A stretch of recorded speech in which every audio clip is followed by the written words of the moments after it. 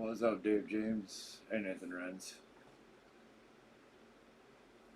Alright guys, we're reviewing footage again while I mess with NightBot here. You guys see and hear the camera alright? Or the screen recording rather.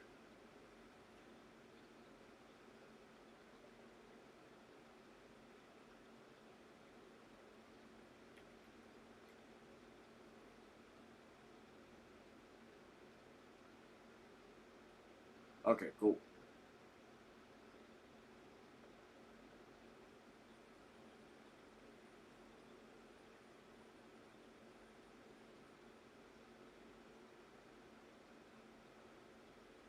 There will be. Most of this is footage that I've already reviewed.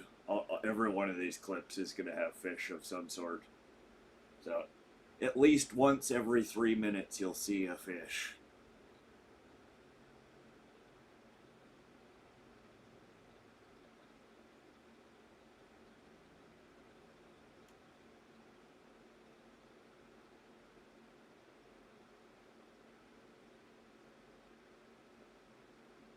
Missed so many streams lately, I broke my back. Holy shit, man.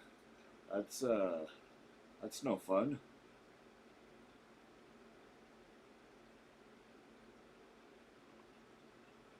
Hope you're doing alright. Hope you're doing better.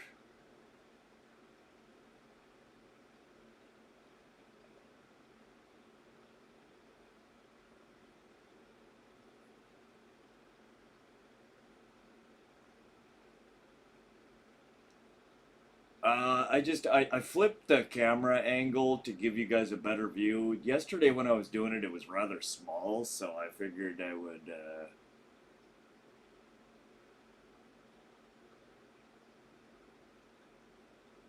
would try and switch the camera, just flip the video so it looks better for you guys.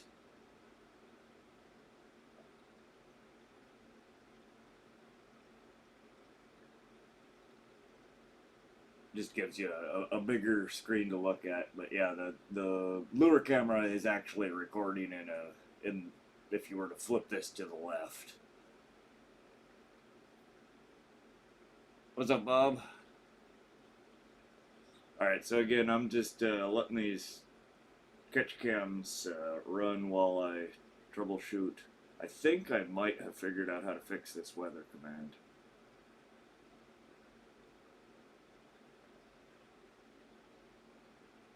Possibly. We will see. What's up, Sherry?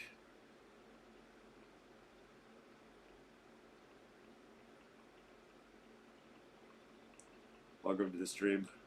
We're not live fishing today. This is just catch cam footage while I mess with NightBot here. Caught 4 today. Heck yeah, Sherry. Congrats.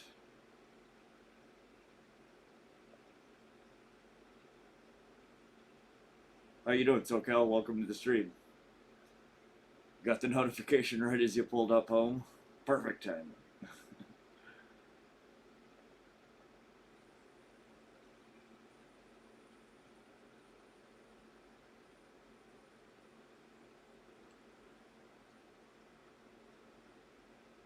There are, in each of these clips that I'm playing, every 3 minutes at least there will be a fish. Whether it be a follow, a bite, a catch. And again, I'm just playing these while I work on NightBot. Saw a deer this morning. Nice. All just under 100. Very nice, Sherry. Those are some big pike. Oh, there was a pike. You guys see that? Came up and poked the camera and swam away. We'll scroll back to that. Give me a sec. There it was. He just nudges the camera.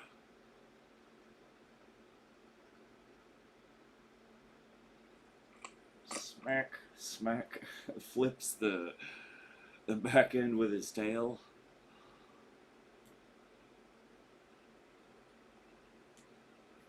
Yeah, each of these clips is going to have at least one fish. We'll run through some of the more interesting ones here after I fix this damn query.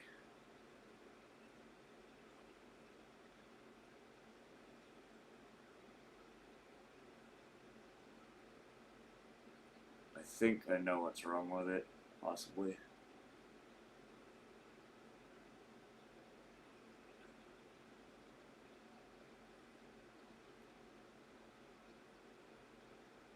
Got 2 on lures, 2 on bait. Okay. And I don't know if this clip has any more. I'm going to speed through here and see. No. We'll move to the next one.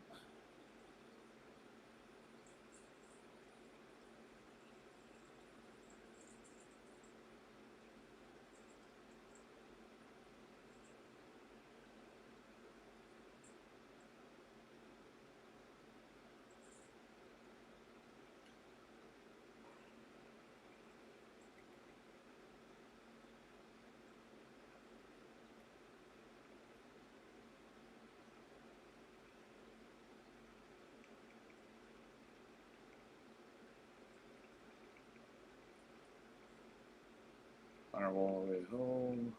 SoCal, I'm joking, glad you didn't hit one. What's up, FOE?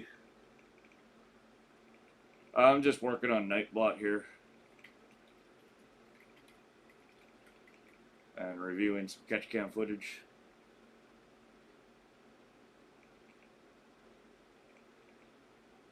Alright, so that one works. Is it going to work if I don't provide the weather? Come on, come on, come on. Rio! Damn it. What do you mean Rio?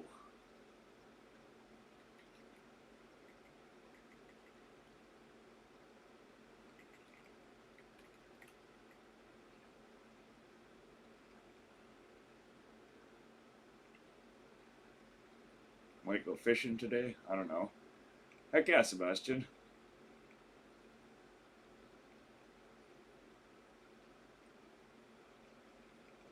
What are you going to go fish for? Trout? Only out for 2 hours? Oh, that's nice. 4 fish in 2 hours and big ones, too. Sounds like a good day fishing, buddy. Where the hell's the fish? Did we miss it already?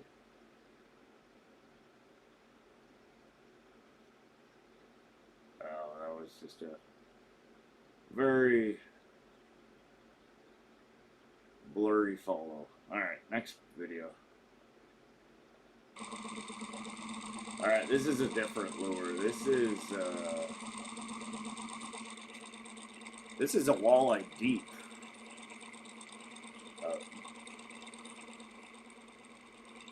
Let me see here. Yeah, the bandit walleye deep, I think this is chartreuse. What's up, Joshua?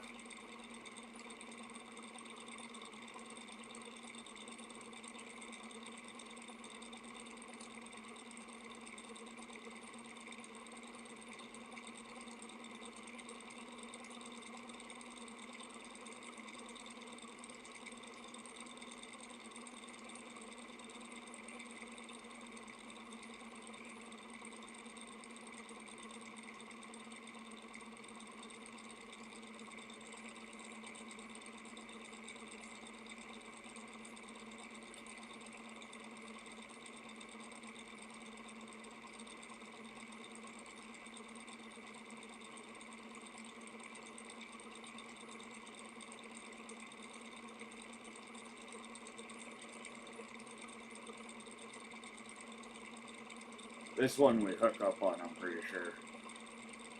This one gets a little gnarly, if I remember correctly, on this video.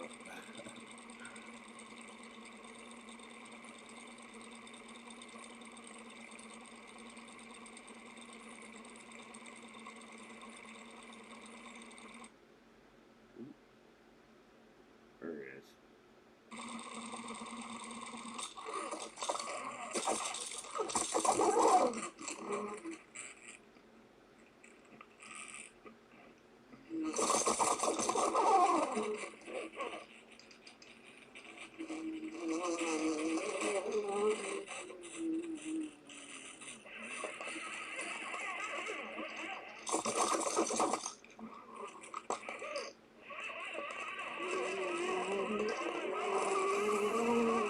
The sound of the reel while winding is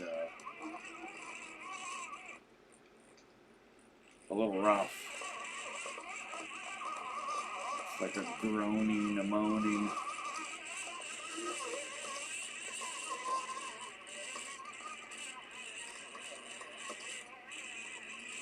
Nice, did you, Sebastian? Where were you fishing?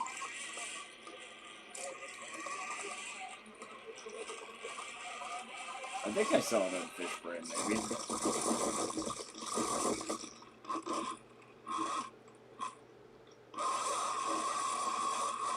Giant Springs, okay. Yeah, I've never really caught a whole lot down there. I fish there from time to time, but I never get a great bite down there on anything.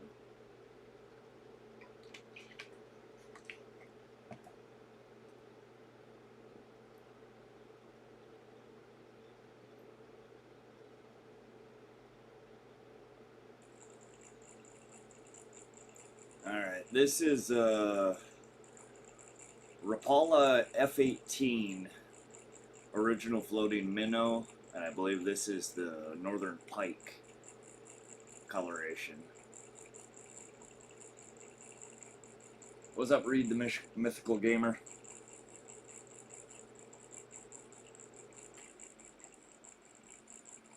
And you guys, again, I'm working on NightBot while we watch some of these videos here. Islamabad.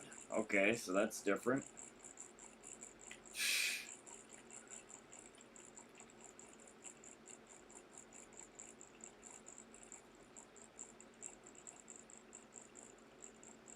Yeah, Sherry, normally I do more casting and jigging for them during the spring and during the fall. When I'm out on the lake, usually during the summer, early fall, I tend to troll more. Yeah, we got 31 pike on Saturday.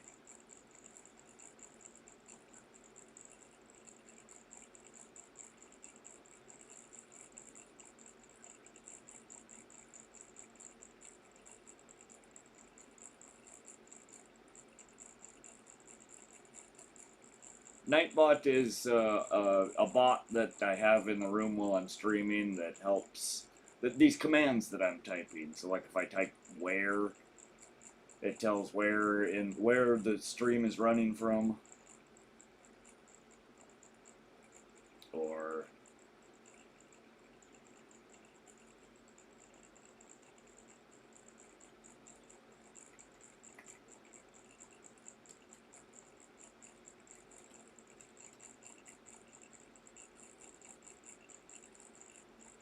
I can change the location.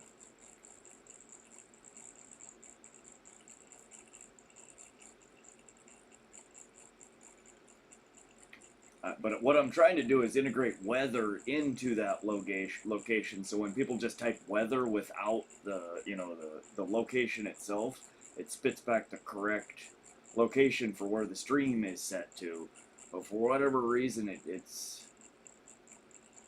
I broke a whole bunch, SoCal, but I fixed all the other ones now. So now, instead of having to type dot set dash target, you add and remove targets like you do the catches. Thanks for the sub there, My Man Talks. So I can add target, brown trout.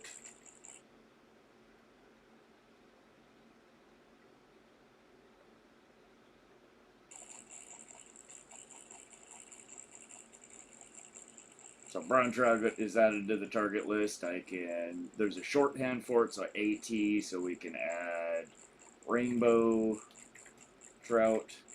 And again, it fixes it, it capitalizes everything, it prevents people from, after you've added a brown trout, from accidentally adding just trout or brown.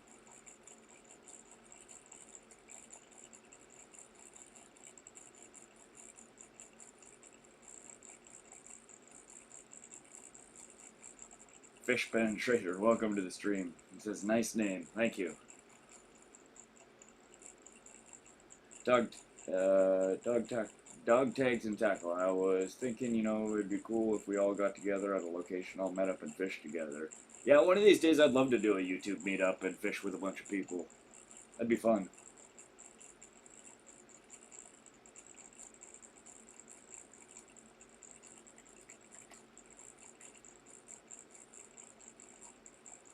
So yeah, SoCal, the targeting, I've changed the logic around, so it works more like the catches, adding catches, removing catches, resetting catches. You can add and remove and reset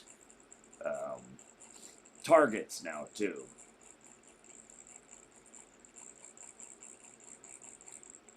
But again, the footage that you guys are seeing, these are previous trips out to Pishkin Reservoir, Canyon Ferry, a few different places where we had the WaterWolf camera running. There's a bump. He came, he smacked it, swam away, comes back, thought about biting it, swims away again. But just look at how little effort they put into keeping up with and catching up to this. They're just like, and again, this is trolling at roughly 3 miles an hour. This is why I laugh at people when they tell me I'm trolling too fast. Ever come up to Ireland, hit me up? Oh, I would love to, Sherry. You caught your biggest one this time of the year? Very nice. I don't know if you guys saw that or not. I don't know, it's pretty cool. We'll skip back just a little bit. He comes up, he smacks the camera, looks at it, it's like, nah, screw that, swims away. It's like, maybe I'll come back. Nah. They're funny. Alright, we'll go to the next one. I think this next one is one we hooked up on a fish. A little confused, but you tried. Yeah.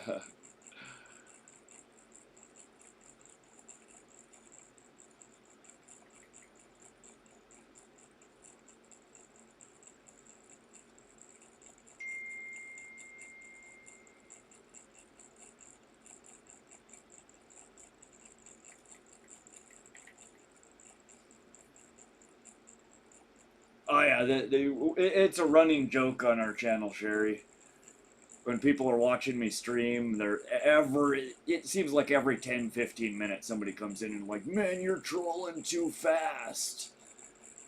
So it's kind of a running joke. Everybody says, you're going too fast as we're catching all the fish.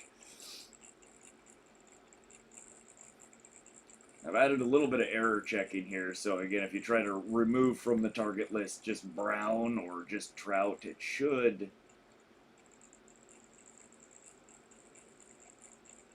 either match it or kick off. Yeah, I see, did you mean brown trout?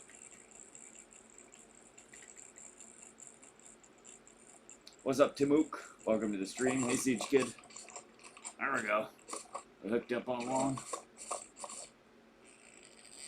I don't know how delayed OBS is here.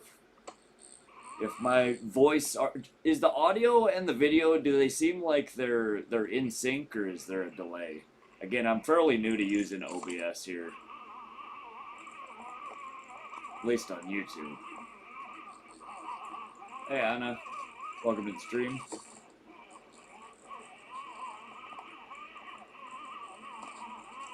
It's pretty in sync. Okay, cool. Nice.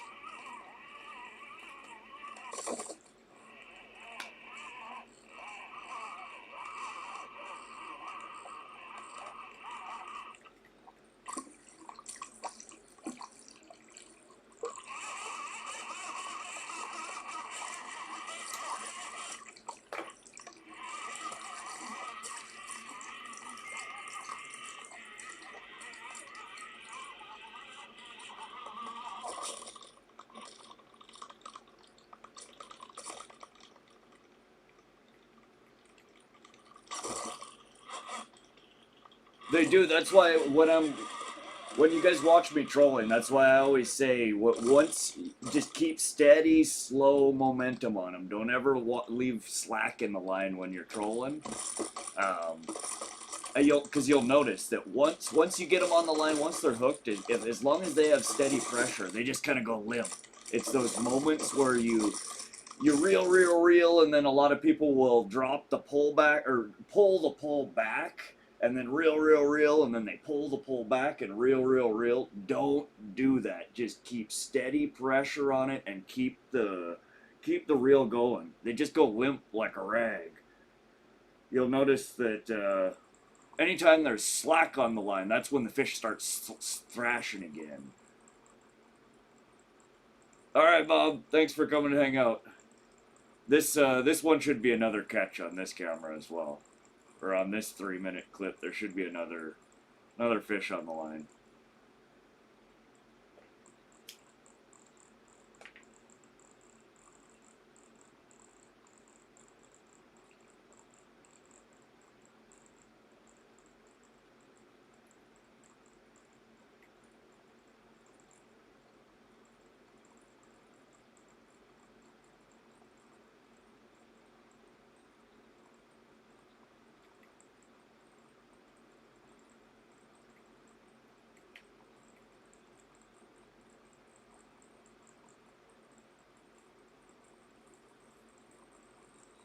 Alright, so that one works. Weather works if I feed it an actual low casing.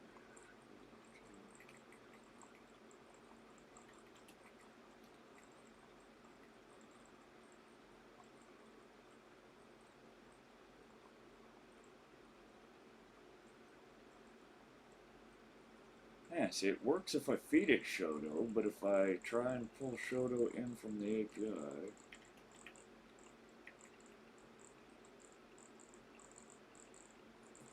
Where'd your Shoto?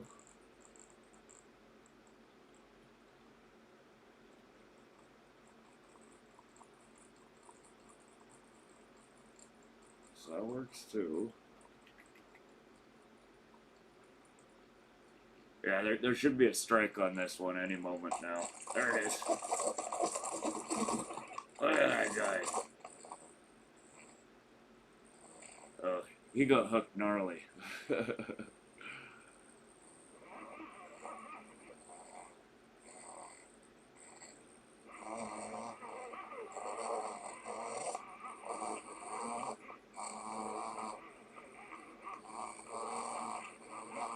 That's him making that groaning noise.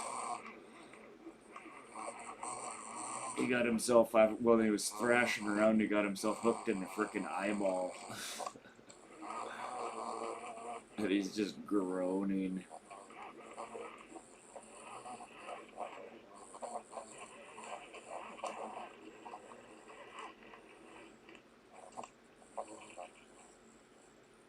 Yeah, why Islamabad?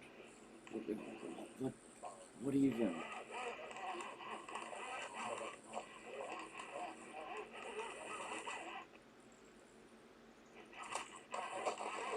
Billy, this was the Rapala F-18 original floating minnow in northern Pike color.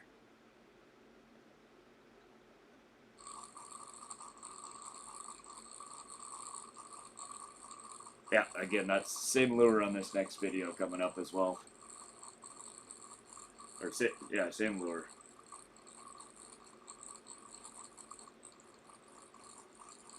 This is one of my go-to lures for pike in early summer. They work into early, late fall, but as you get further into fall, my shad style, the shorter lures tend to work more. I don't know if it's because fish are plump and full up and they just want a snack instead of a full meal. There he goes. This was a pretty long follow on this one, I think. He comes into the screen. I think he comes back again.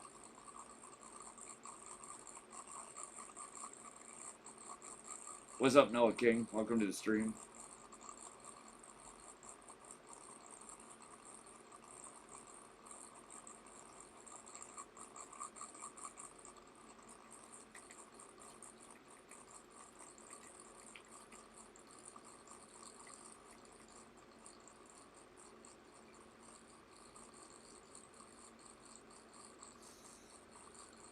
For trout, I tend to tie my own. I make worm harnesses, wedding rings, poppers, bladed spinner harnesses.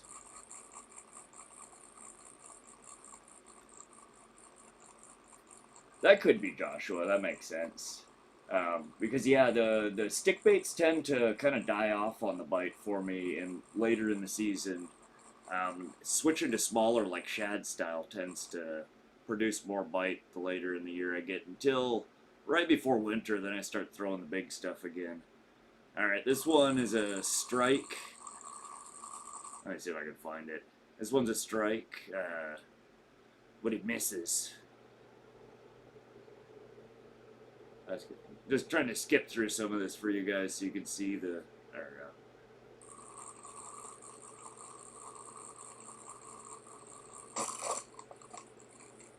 Yeah, he smacks the camera and misses, I think.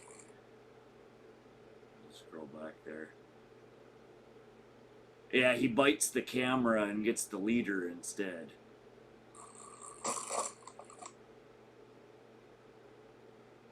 The whole mouth wrapped around the camera there. Look at that. What it looks like, point of view inside the jaws of a northern pike.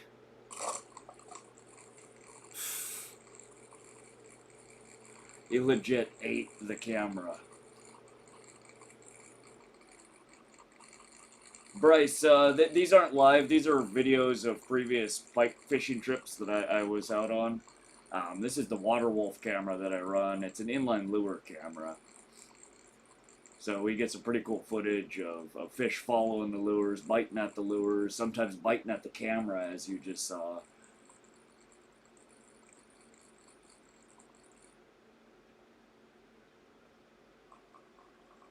This one I don't think is a bite, it's just a follow. Let's see if I can skip through it.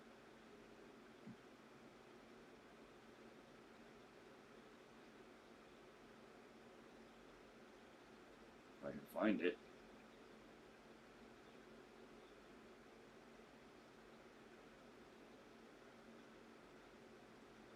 Alright, here he comes up.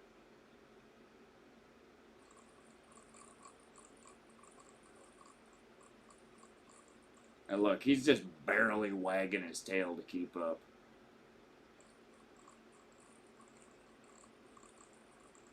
They're not trying real hard.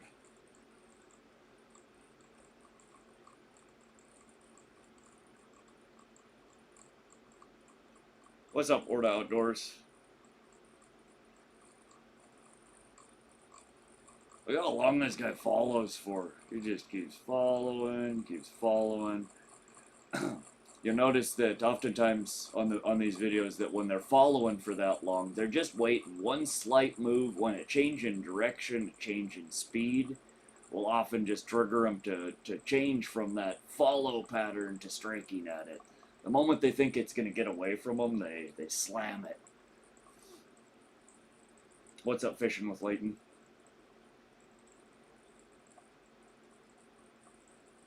Yeah, I'm not sure if he comes back on this one or not.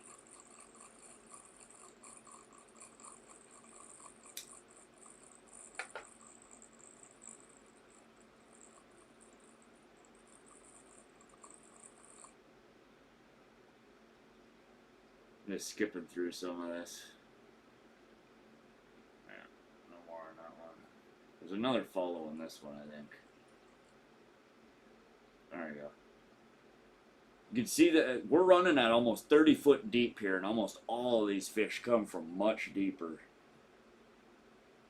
This one's swimming in. You can see him coming in from the bottom left, which would be to the left of the lure. When you fishing next? I'll probably go out sometime tomorrow, Dave. Probably just to a local pond or the river. We'll be taking the boat out probably again, either later in the week or on the weekend. Now, you can see here I am slowing down. I more than likely turned too quickly. The wind blew me. Watch, this camera actually drops and hits bottom. Gets covered in weeds. This is why I tell people I don't stop my troll when I catch a fish. Your lure goes into this crap. So you'll see it rests on the bottom here as I fix my turn and try and pick the stuff up off the bottom. Again, more than likely I slowed down or I turned too sharply and my lures dropped and hit the bottom and they just get covered in muck. How do you record? WaterWolf, underwater inline lure camera.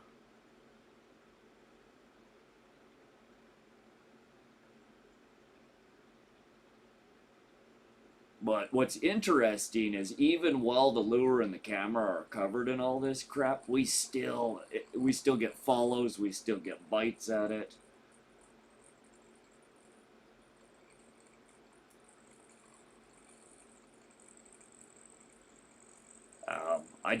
It makes me nervous. It's, you know, a $200 plus camera. Every time it hits bottom, I run the risk of losing it. We'll speed up here. I think there's some follows here on it. We need to wait till it loses some weeds so we can see out the camera again.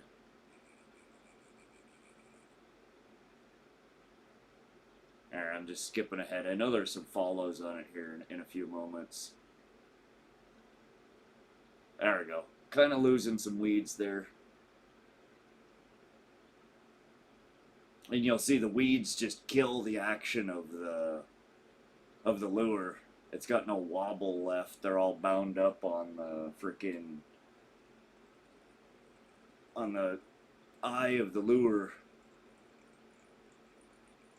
But here comes one fish you'll see coming into screen, a second one coming into screen, and then I think a third one even comes into the screen.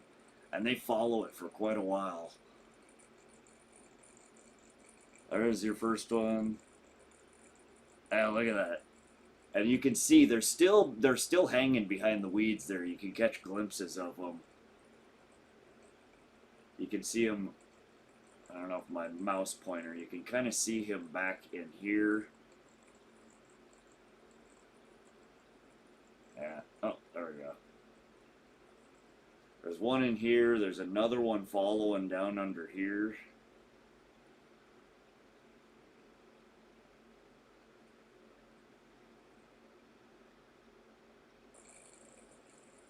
But again, I didn't realize at this point that I had dropped. This is 15 minutes later.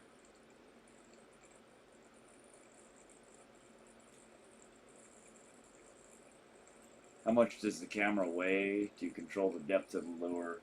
I'd have to look up and see what the exact weight is on it. It's probably it's fairly heavy. It's got to be about 8 ounces or so. And it does have additional slots on it for where you could put more weights on it, because it can also be used as a surface camera to point down, and you can actually live from the camera via Wi-Fi connect to it. So it's got a small weight that's meant for pulling it across the surface, a medium-sized weight that's meant for trolling, deeper trolling, and then a much bigger weight that weighs the camera down to like a vertical angle, and it's used for top fishing with the bobber, the float. Look at this long this guy follows this lure.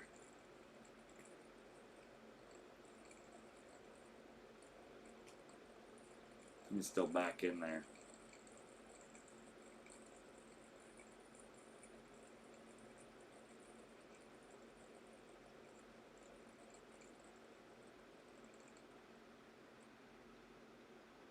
I think that might be it for this clip. One more from this trip where it smacked at the camera. There you go. It comes up and nudges the camera. Smacks the bait out of the way. Looks at the bait. Like, nah.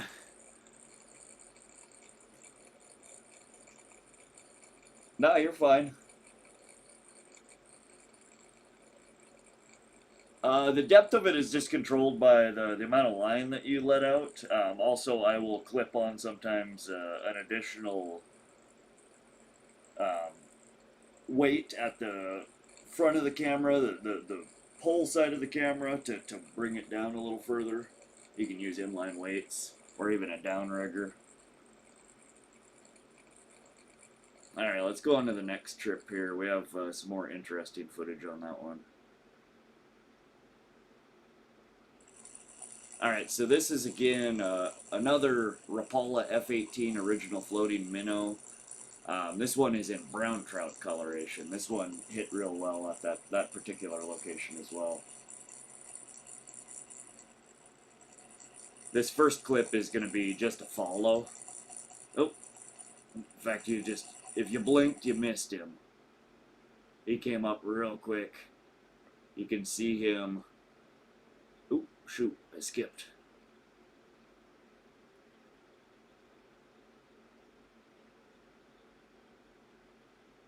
Yeah, he comes up just briefly to the bottom of the lure there, which would be the right side. Comes up, looks at it, and zips away. He wasn't interested. This clip as well, though, I think I dropped and hit bottom.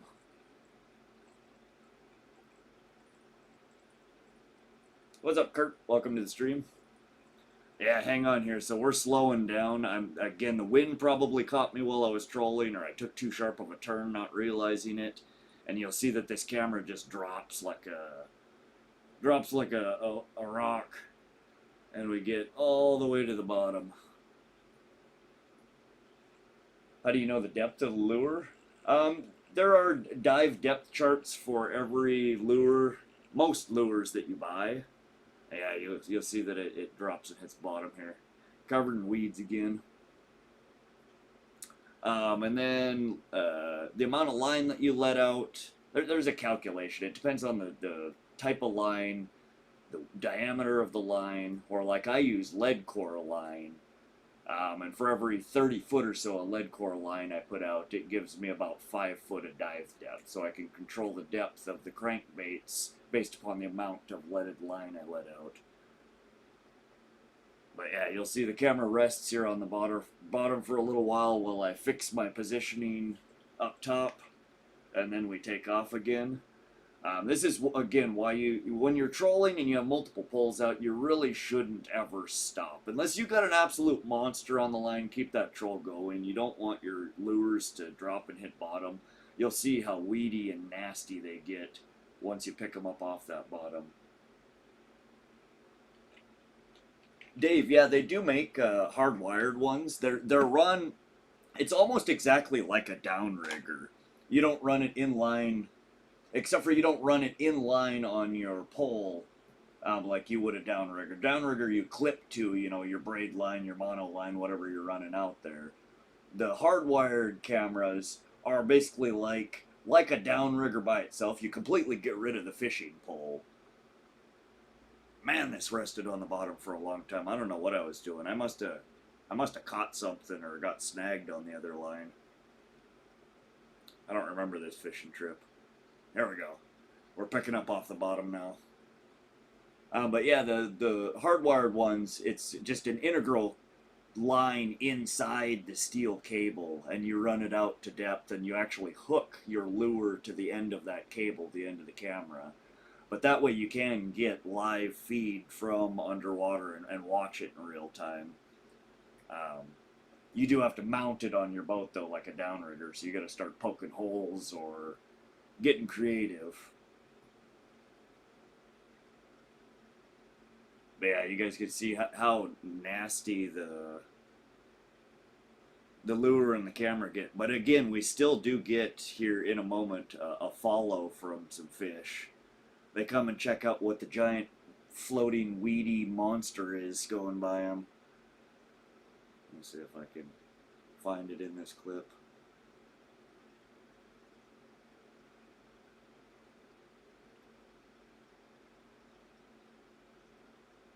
We missed it. Alright, we'll find a different one. Here's one where we actually hooked up on a fish. I pulled it up, I cleaned the lure off, and we'll get a fish on this one.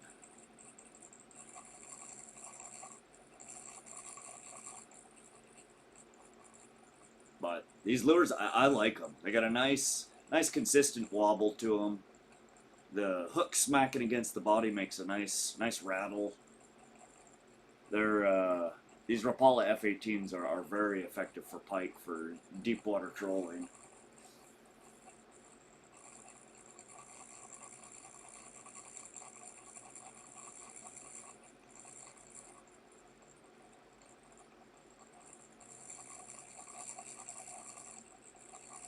There should be a bite on this coming up here shortly. I gotta go back. I'm trying to figure out this command here.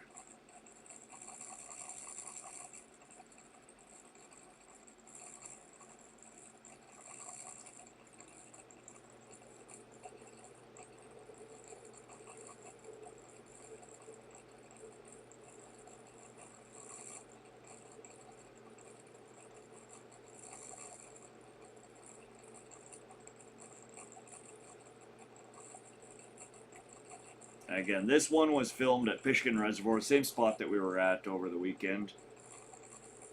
It's one of my go-to spots for pike. What's up, Anmar? Hey, King Boy. Alright, where's this dang fish at?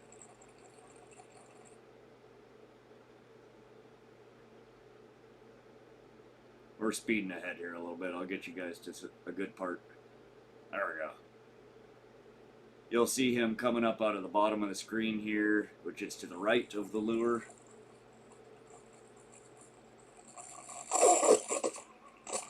He smacks it. He gets hooked up.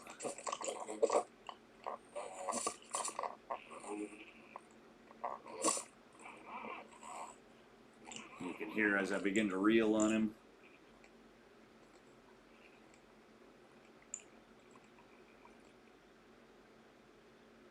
I think he ends up, this one ends up spitting the hook. We lose this one. And again, you'll notice it's when he starts shaking, when there's slack line, either on the reel or when I'm get him to the surface of the water and he starts thrashing because he sees the boat.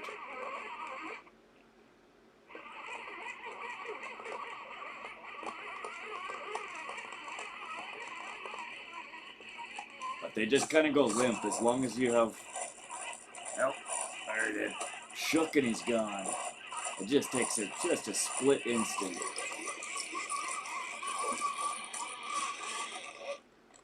I'll watch out one more time.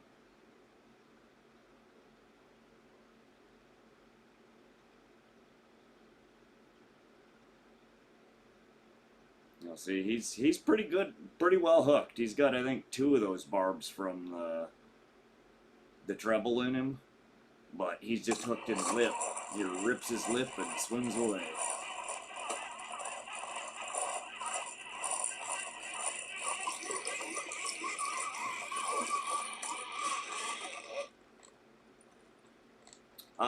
Most water, Marco, is going to have a blue or a green tinge to it when you get down at any depth. These lures are running at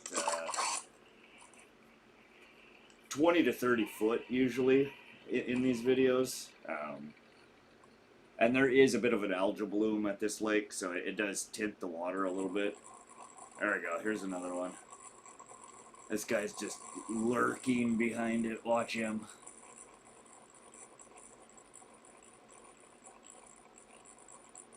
You can see him just kind of up there in the background. He's still back there. You can see that dark shape wobbling back and forth. He's back there. He's just waiting. I think he waits for, again, either we'll change direction in the boat or I speed up or slow down. And it just triggers him to move from that stalking to biting. And again, you guys can barely see it, I think, on the screen there, but he is still back there. There he goes. And this one was a good sized one, too. This was chunky. I don't know if you guys can tell from the video here. This was probably a 10 plus pound pike. She's just fat. But she was stalking that whole time. Finally decided to come in. And again, I'm kind of skipping through this. Let me slow her down to half speed here.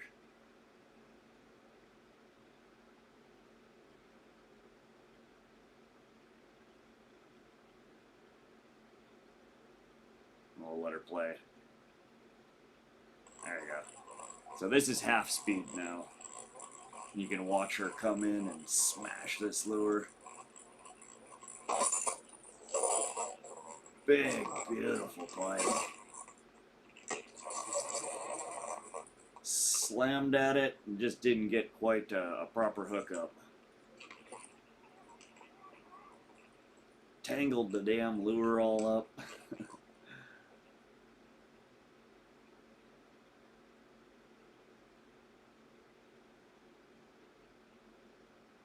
And I didn't realize that it messed the lure up, so I ran it for a while here, and you'll see some fish swim up and are like, what the heck is that?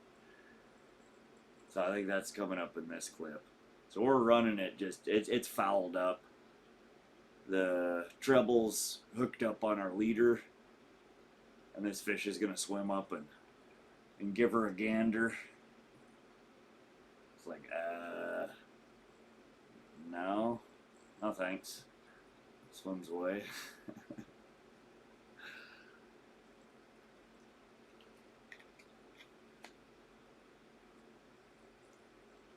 This one, it's not a steel leader, it's a 80-pound mono leader.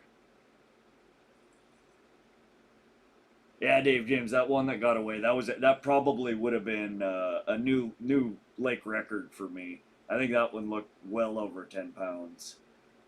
What's up, Rojan? Hey, Lee. Sorry, I missed some of you guys' chats there. Hey, Skeeter. Welcome, welcome.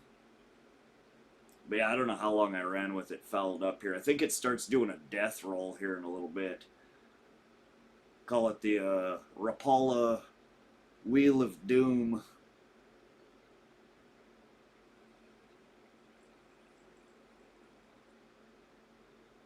And you'd be surprised. Okay, so here's where it starts its wobble. You can see that the leader's working real well, the swivel on it. But even fouled up like this and spinning, fish still come and bite at it. Probably not a presentation they see very often, the helicopter there. Oh, there's tons of, we're reviewing a whole bunch redacted from previous trips. Yeah, there was some good stuff from this last trip out. What we're looking at right now is previous trips out, though.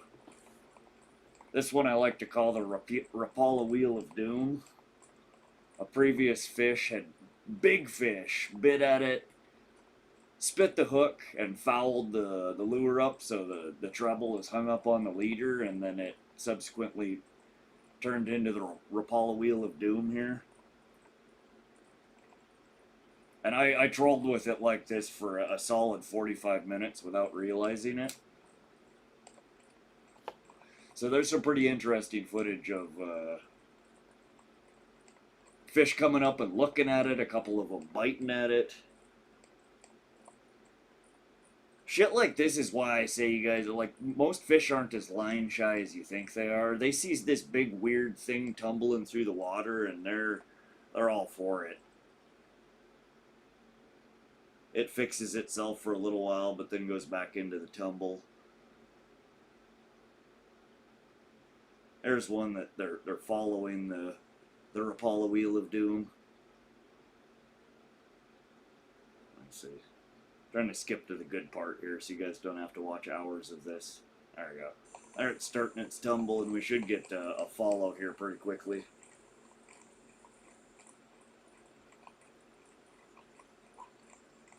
Fish 10, U0. Swivel's definitely earning its keep, right? Redacted. Now, we've caught a ton of them, Marcos. We're just reviewing a bunch of footage here from previous trips out. This is the stuff that's going on underwater when your pole's just acting a little funky, or you get that bite that you thought was a bite and then there's nothing on it. There's so much crazy stuff that goes on under the water that you would never know otherwise. But here, pretty quickly, there should be a fish coming up to check this out.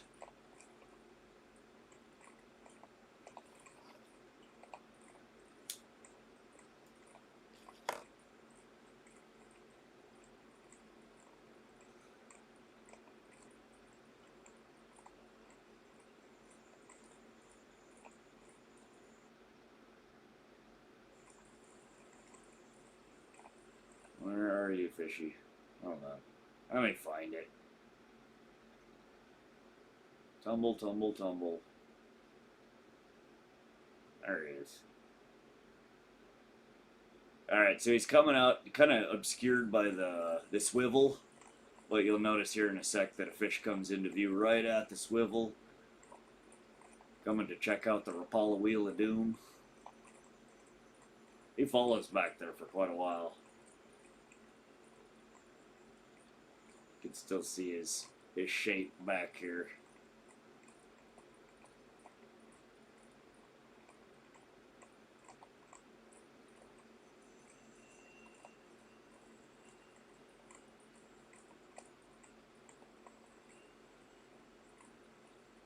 There's another follow on the Rapala, on the Wheel of Doom. I ran this damn lure like this fouled for a long time.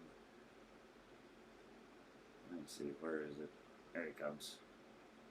Again, you'll notice almost all of these are coming from deeper. He swims up on the top hand or the left-hand side of the lure, comes and checks it out.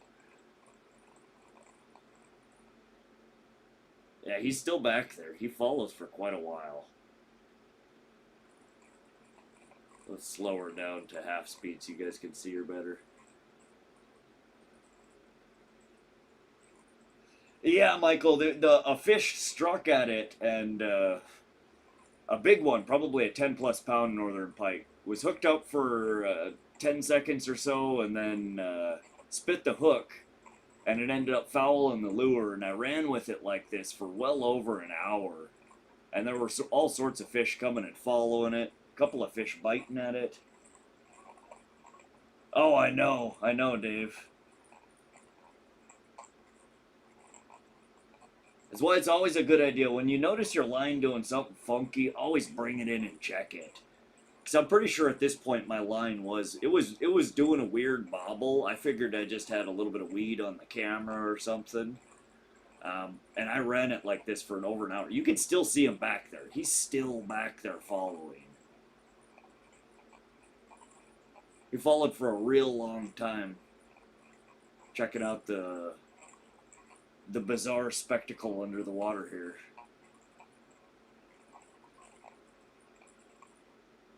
We'll skip. We'll get to one where one actually bites at it when it's like this. There you go. This clip, it slowed down, it stopped its death wobble, its death spin, for a little while, but then I think I picked speed back up and it started spinning again, and we do actually trigger a strike on it in this clip. Is that fish twerking? Kinda. Let's skip ahead.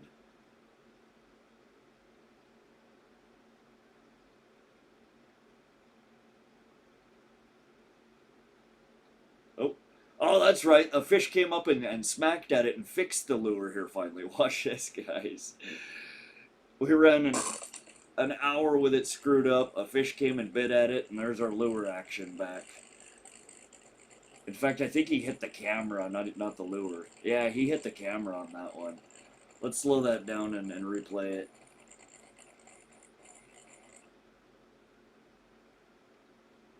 So the lure's fouled up still.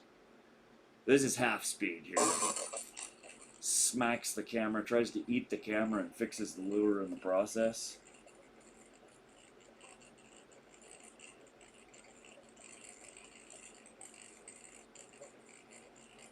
Got one fish that struck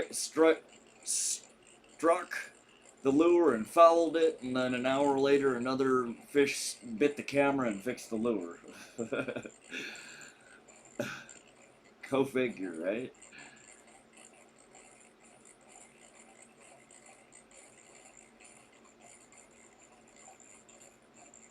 Oops.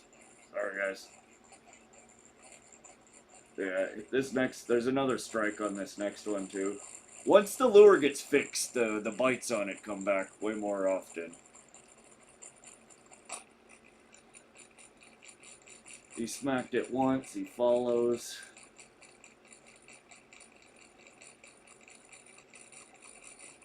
It's just a little tail whip and he keeps up. A little tail whip and he keeps up. You're going too fast. Uh-huh. Yes.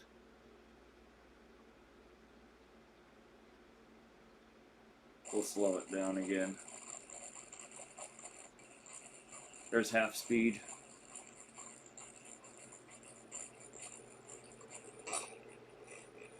Smacks at it. Complete miss. But yeah, no real effort expended trying to keep up with that lure going 3 miles an hour.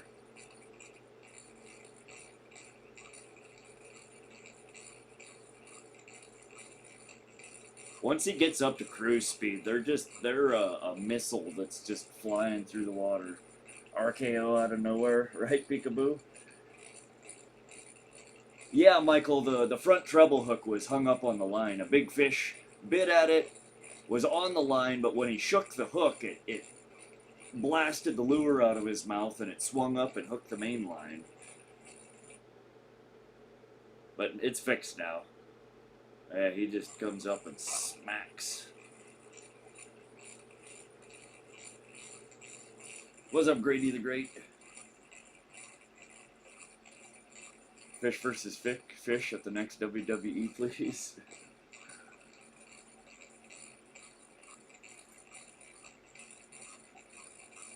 Alright, let's see if we can find a little more interesting clip. It was me retrieving it out of the water.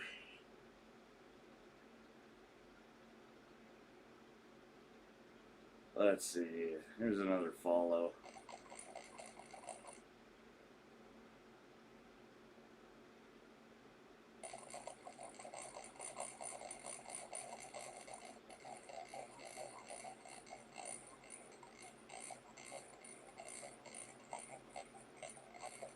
Floating Rapala. This one's the Rapala F18 original floating minnow. And this one's brown trout pattern.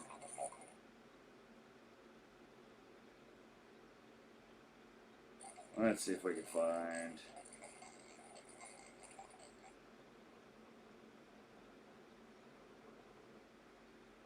Okay, these ones are interesting. These are actually some of my favorite. I love the pike ones, but the perch are so funny.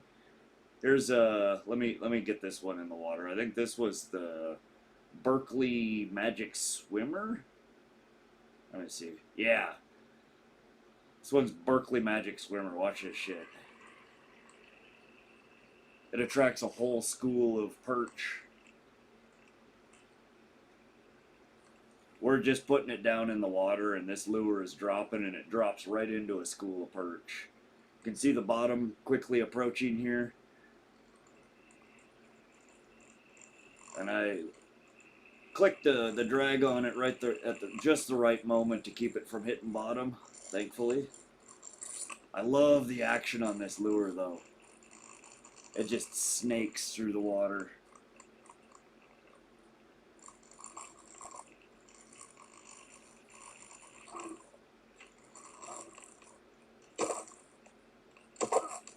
Sorry, I'm still trying to get it out to depth. It looks like at this point I hadn't started a full troll on it. Here the troll goes.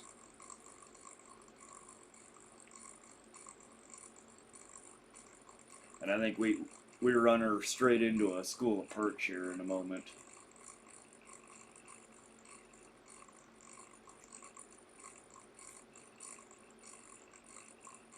What's up, Live Outdoors?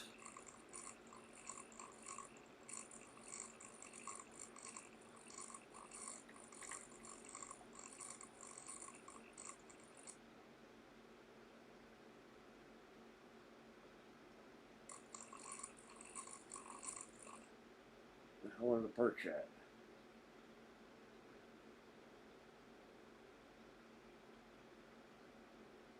Oh, here's a pike bite at it. You can see the pike coming up in your screen right about here.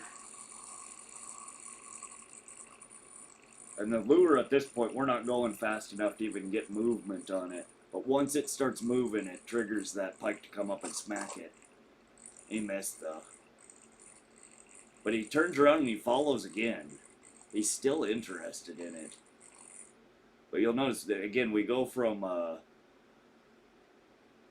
dead bait, it's not moving, to it starts moving and that just triggers his attack.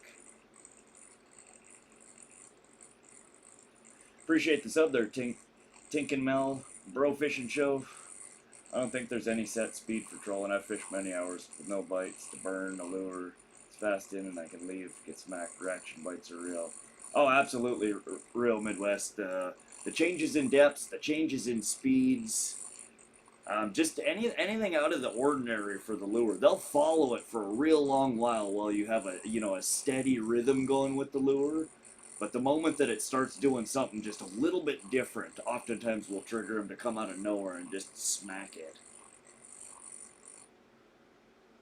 Where's the damn school of perch? I think it's on this one. Yeah, here we go. I think it's this one that we run into the school of perch. Again, it's just dropping. I think I had just put the lure back out, and we almost hit bottom again. So we're not going fast enough to... There we go. Run it right into the school of perch. And then they all start following. So cool.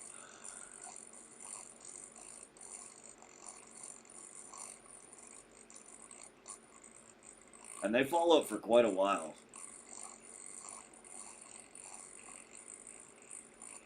They can't go quite as fast as the pike do, though.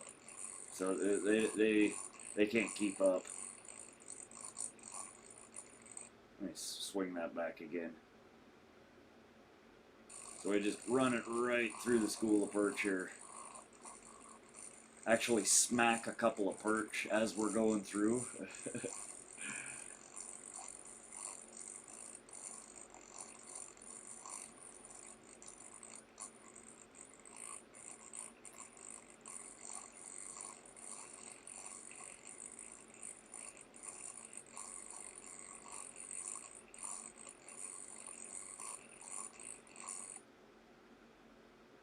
Oh, here's a second school of fish within minutes that we run into another one.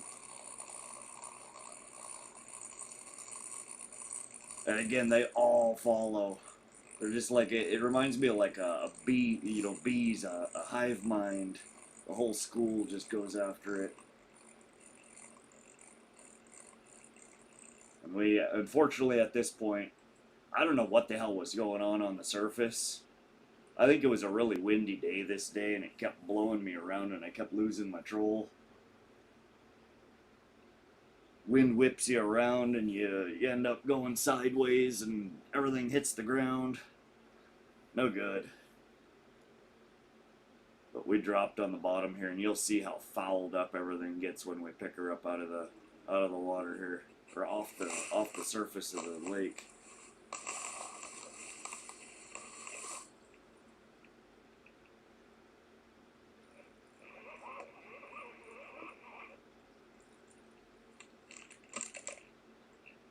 No, this isn't. These are previous trips, Whiskey Rebel. This is not live footage.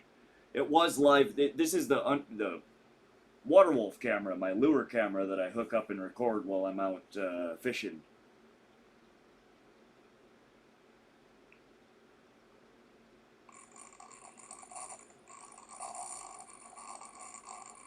Here's another clip. This I think we get a follow on this one. We get a nice big pike that comes up and checks out the water, or the magic swimmer.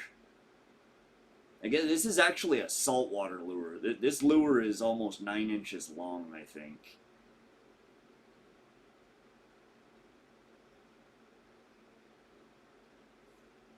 Just trying to find the fish here. There we go.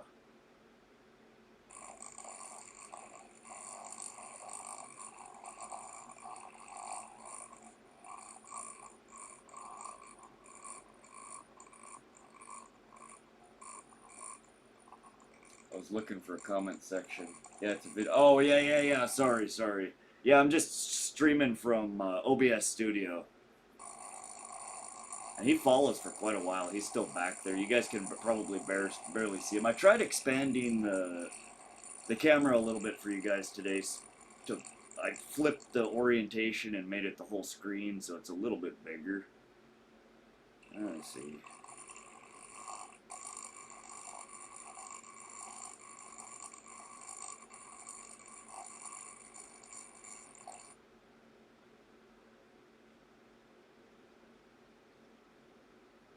This one it's the wrong orientation.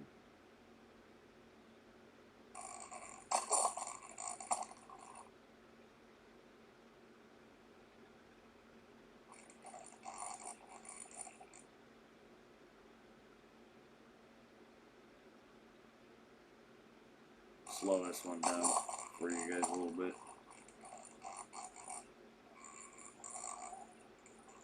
There we go, half speed.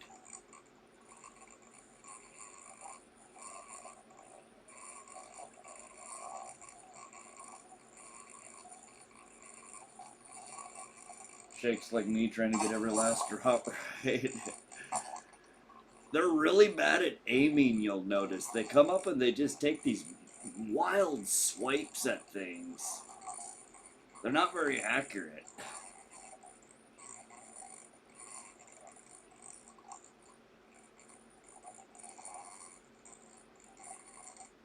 Alright, there's another follower strike on this one too.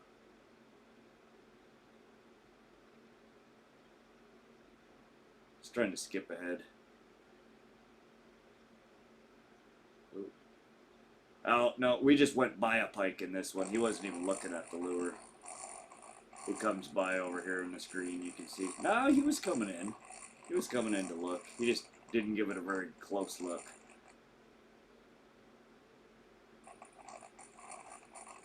Really neat lure action, though. I love this lure. It's just got such a wild wobble to it. Very erratic, very unpredictable. Appreciate the sub there, Vittorio. This one's good. This one, this is, I think, one of my favorite pike clips. Just the strike and how it ends up spinning it off of there. I'm going to throw this in half speed. You see a pike coming up here?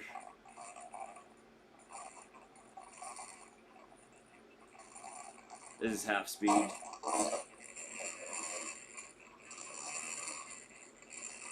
Nah, this isn't the right one. But again, he fouled it up. He hit it and fouled up the dang lure. Try that one more time.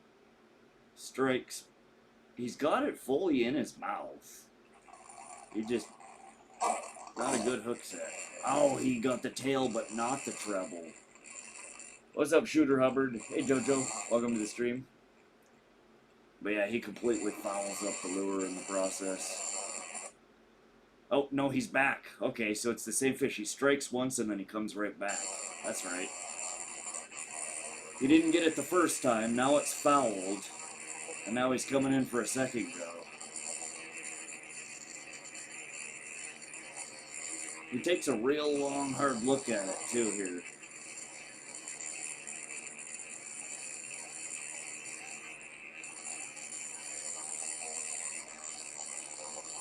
Just waiting.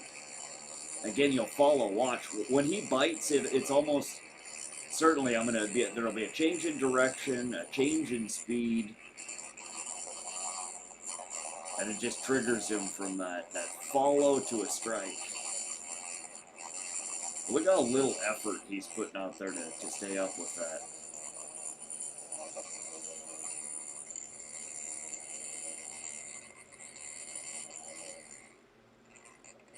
This is Pishkin Reservoir, Central Montana.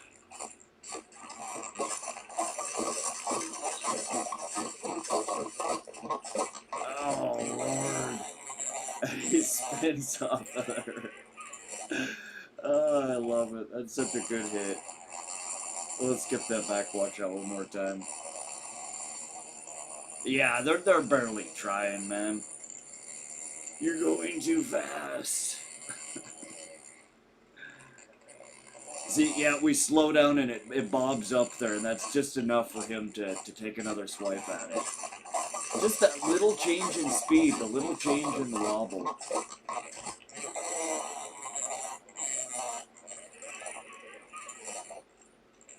Anna Victoria, welcome to the stream.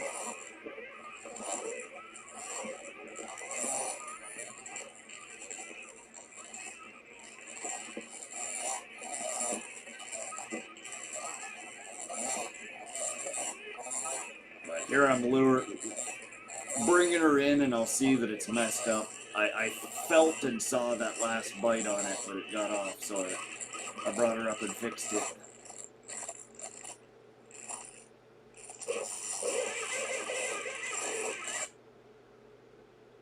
See, now it's above water. I fix her and throw her back down in. So this is just the lure dropping back down into the water with the camera.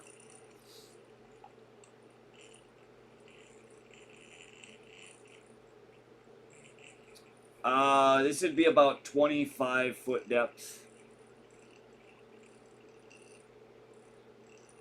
Over about a 50-foot bottom.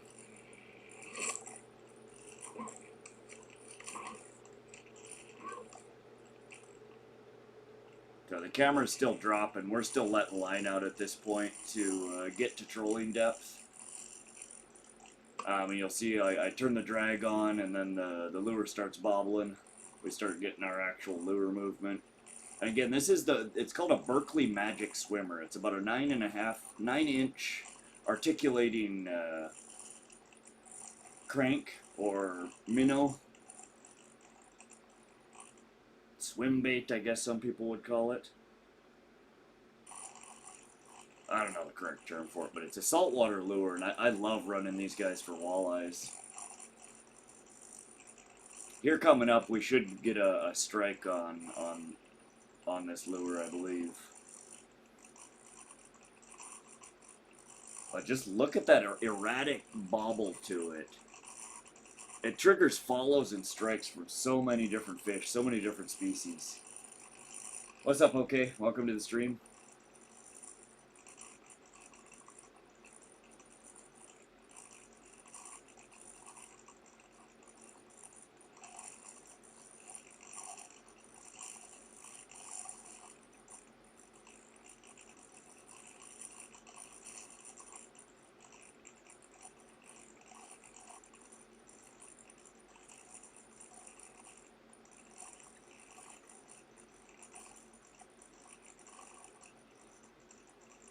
What's up, Fishing with Rivers? How you doing, buddy? Alright, you guys watch this for a moment. I'm going to go grab a soda. There should be a strike coming up here in just a moment if you keep watching. I'll try and get back before this clip ends to swap it out to another video.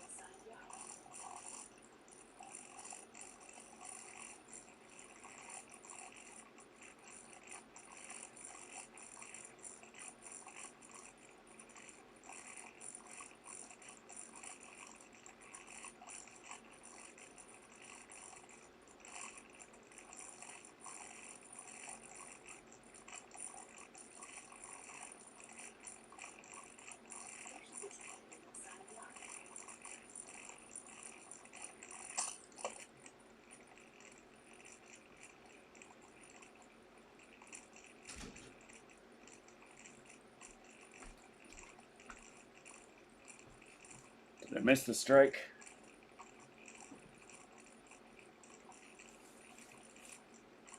I put a beat down on the river today. Heck yeah, fishing with rivers. What'd you get? How's the kayak repair holding up? Did I miss the strike?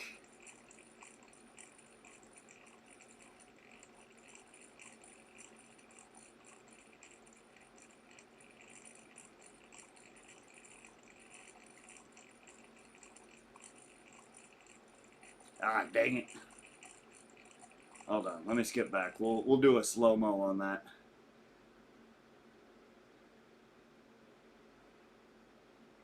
Where are you? Oh. Good sized pike, too. Alright, let's slow this down. Half speed. There we go. Just beautiful action on there.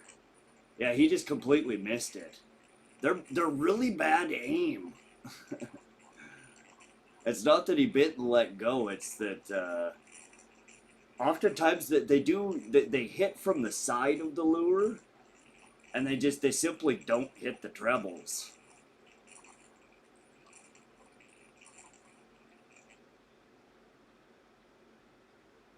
And bring that back into a frame by frame.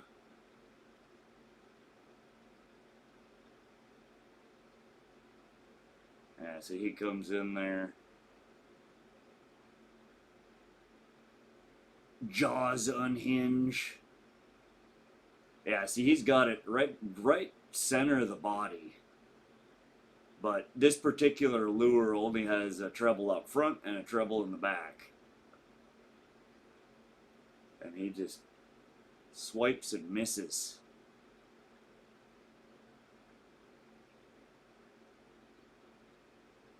And off into the deep she goes. Isn't that a cool lure action? David, this was at Fishkin Reservoir, Central Montana. 8 smallmouth, 1 jumbo perch, and 1 nice walleye. Heck yeah, that's a good day on the river fishing. Fishing with rivers. Hello from Germany. Hey Puma-san, welcome to the stream. Alright, let's see what else we got here. A couple of you guys have asked what it looks like on the bottom of Fishkin. This clip, you'll see we got fouled up top. Wind probably caught me. I was having a hell of a day this trip. I kept dropping the damn camera and the lure on the bottom. But you'll see that we actually touched down here.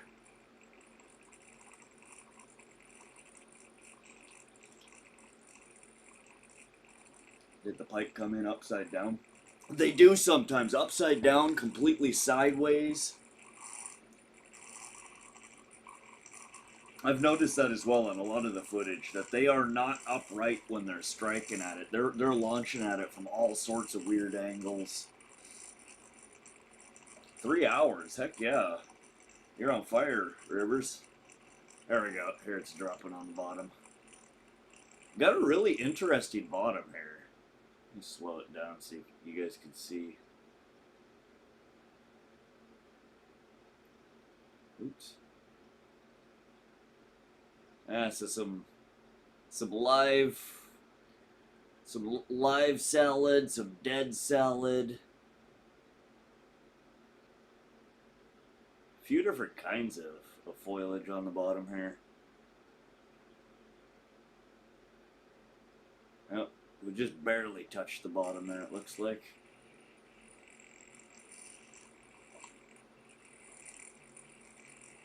Completely fouls up the lure though.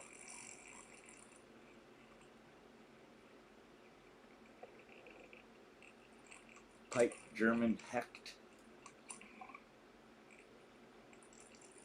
Out on the boat with my pup. Life could be a lot worse. Nice, redacted. Out on the boat today. Ah, geez, we touched down twice.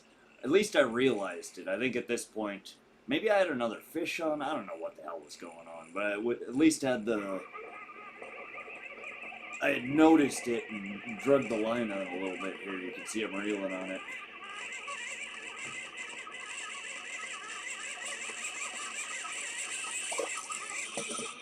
Alright, we'll switch to another one here.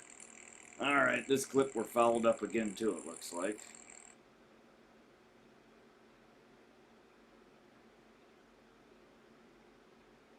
Okay, yeah, Pike swims by and sees that it's like, yeah, nah.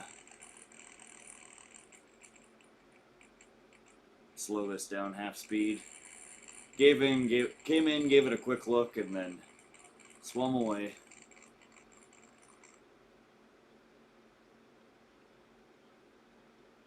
Oh god, here we go to the bottom again. Man, I was having a hell of a day this day. There's the bottom again. Drop our weed-covered lure back in the weeds again. I don't know what I was expecting the bottom of this reservoir to look like, but definitely not like this. I don't know what I picture it should look like, but every time I see the bottom here, I'm like, dang, that's weird.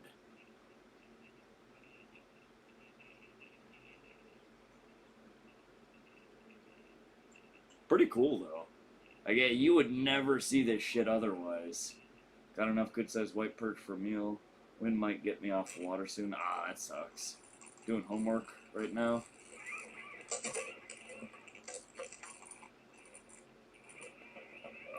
LA Kelly, you would think so, but you would be surprised. So, like this last trip out, we had a ton of strikes at those reef runners that they were just nipping at the tail of it.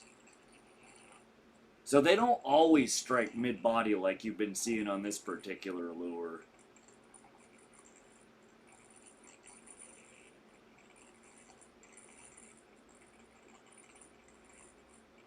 Let's switch up. Okay, so this is a different lure. I forget what this one's called. This one makes an absolute racket.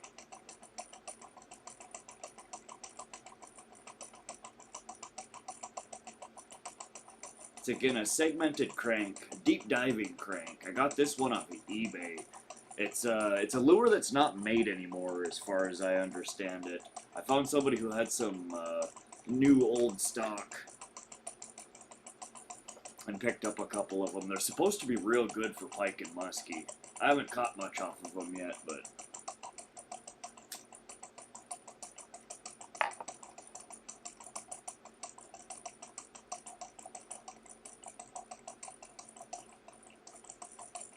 she definitely has a nice waggle to her, though. I could see some big fish hitting this guy.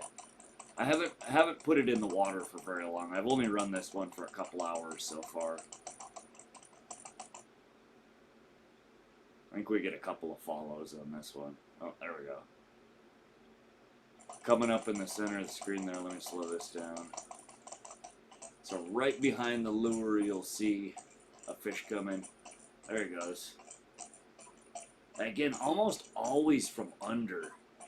See him come from almost straight up at it. So he comes from where the swivel is here and comes straight up out of the depths.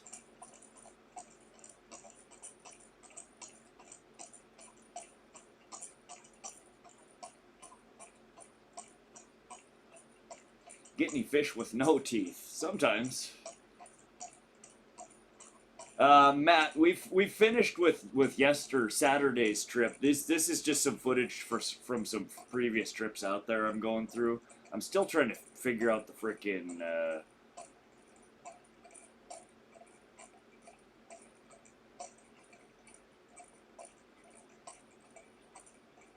NightBot command here.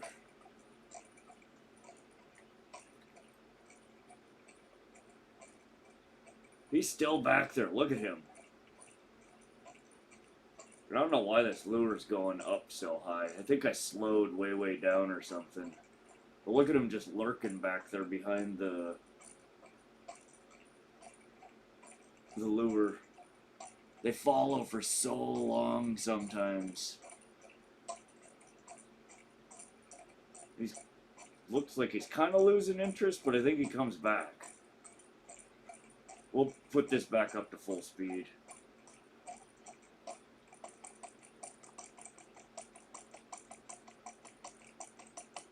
Yeah, he's still back there. You can see his shape. I think this one... Oh, there's a second one that's coming in now, too.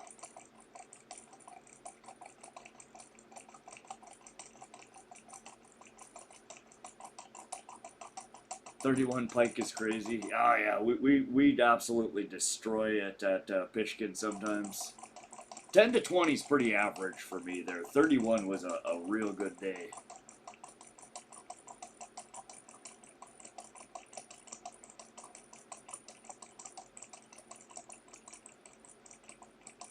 That could be, Kelly. I definitely, I don't hook up as often when I have the camera running as when it's not on there. So it could be very well that they come in, they hear and see the lure, they get in close enough, and then they see the giant black camera trailing behind it, and it may be a bit of a distraction to them. But we still get tons of follows and lots of strikes too, just a lot of missed strikes. Again, I slowed way down here.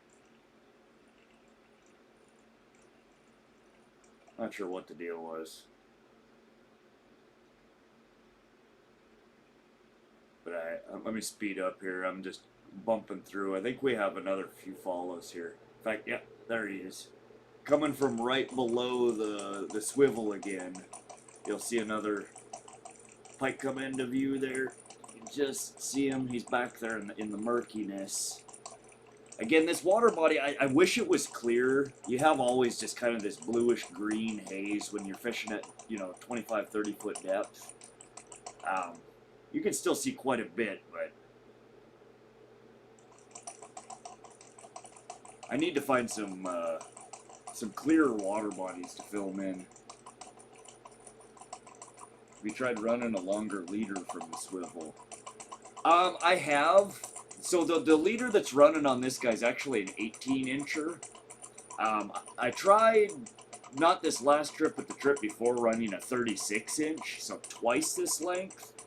And it puts the lure too far out of view. I want to try and bump it to like a 24-inch and see. And I also need to reduce the size of my clip on the end of it, so you're not seeing this giant chunk of metal here right at the edge of the cam.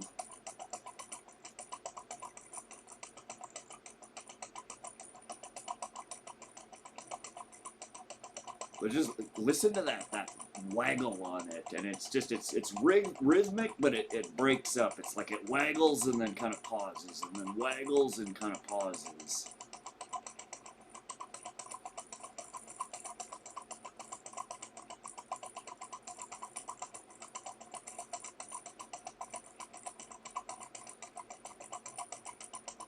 Let's skip. Here's a different lure. What are we running here? Oh God, I don't even remember what this lure is. Oh, this is a smaller magic swimmer. So this is the Berkley Magic Swimmer. This one is not the 9-inch one.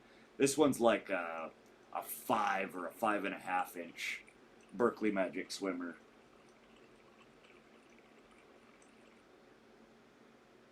Let me skip ahead. I think we got to follow on this particular clip.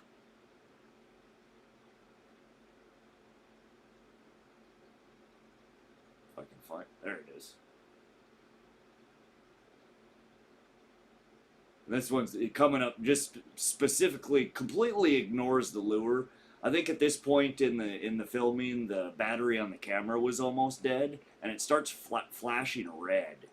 And it triggers a whole bunch of fish to come in and look at the camera. You'll see him coming up on the screen here. He eyeballs it. Like, what the hell is that? Flicks the lure with his tail and then swims off.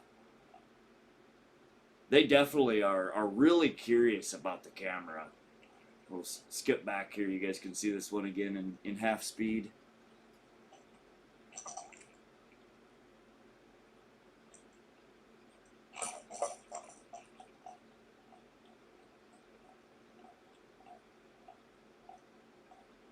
Hey, Gillis, Guliman.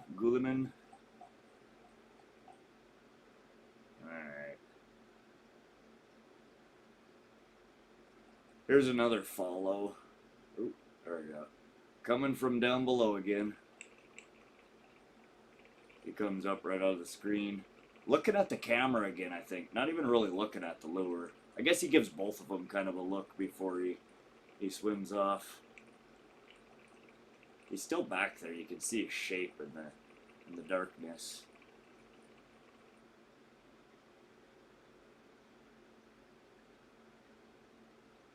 Yeah, he's more interested in the camera than the lure.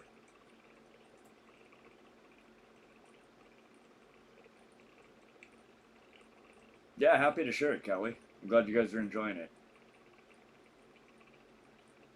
Fluoro or mono? The main line is lead core line, and the leader here is an 80-pound fluorocarbon leader. You tried clipping the swivel bit line? I bet the mono would be nice. Problem with mono is I'm deep water trolling at this point. We're down 25, 30 foot usually. Mono floats. Fluoro sinks. Fluoro's a better use case in this scenario. Not every day they see a camera, right? They're all, what the hell is that weird fish?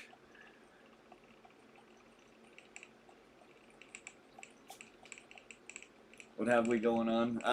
We're reviewing some catch cam footage from the WaterWolf while I aimlessly try and fix this dumb weather command. This is day 2 of me messing with this one command, and I'm about ready to give up on it and just give up on NightBot's implementation of the weather command and call my own weather API. This is awesome. Oh, I'm glad you're liking it. Let's see what else we got here. Alright, that's it for that clip. I think we have... Here's one I think that it bites at the camera. Again, at this point in the filming, the red light is flashing, the battery's almost dead on the camera, and it brings in a whole bunch of fish. That red blinky light. Doesn't seem to do it because it blinks green when the battery's fresh, yellow when it's, you know, halfway worn out, but then switches to red, and once it switches to red, all the fish start coming in, and they completely ignore the lure and just look at the damn camera, or bite at the camera. You can see him coming in. He does not even a glance at the lure. Straight. Second, he looks at the camera first, then the lure. You can see that he makes a slight nod to it. He comes in, he's definitely looking at the camera, and then for a brief moment here as he's fading away, he looks down at the there, right there. He looks at the lure and is like, nah, I don't want that. Swims away. But they come up. Straight into the camera lens.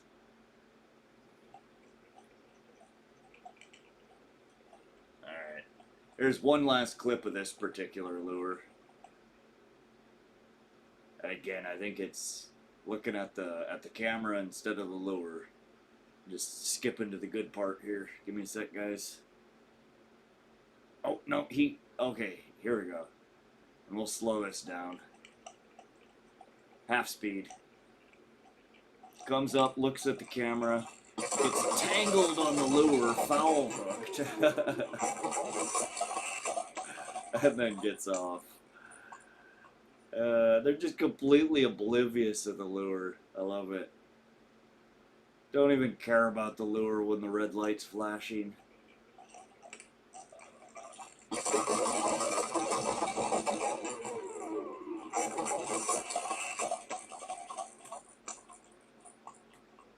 Completely ignore almost. It did foul hook him. It got him in the tail. Yeah, we'll watch that one more time. It absolutely, see, it's got him by the tail. That's why he's waggling around. He hooked him right by the top back fin, it looks like. Yeah, he's hooked right by the, what is it, dorsal fin, the top back fin, before the tail. Blinking red light. Goes to swim away and gets snagged. Try to tape over the light. Could maybe do that. Central Montana, Lillian. A reservoir called Pishkin Reservoir. Alright, so yeah, that was an interesting clip. Let's switch to a different trip here. This was from back in July 20th. Let's switch to a little bit newer one. Oh, you guys want to see, here's from Canyon Ferry. I don't know if you guys remember the Canyon Ferry stream or not. Green flashing. Look at the difference in the water quality between Pishkin and Canyon Ferry. So this is me. I'm rigging the camera up right here. We're fast forward through this. Watch once it hits the water how different the water looks at Canyon Ferry here.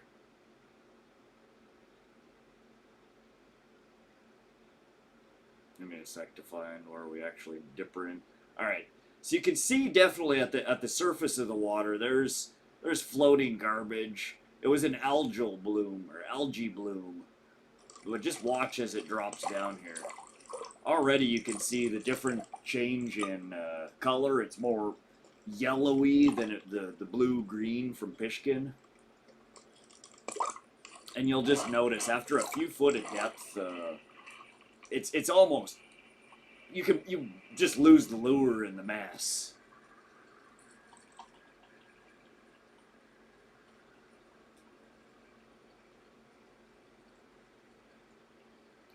So we're probably at about 10-foot depth here, and you can see it's changing from yellow to orange, and a lot more particulate. Right here, we're probably at 15 foot, and you can see it's, getting really cloudy. We'll run this down. This lure goes down probably to about 20 foot before I stop dropping it. But yeah, we're almost at 20 here. We're getting into changing from orange to brown.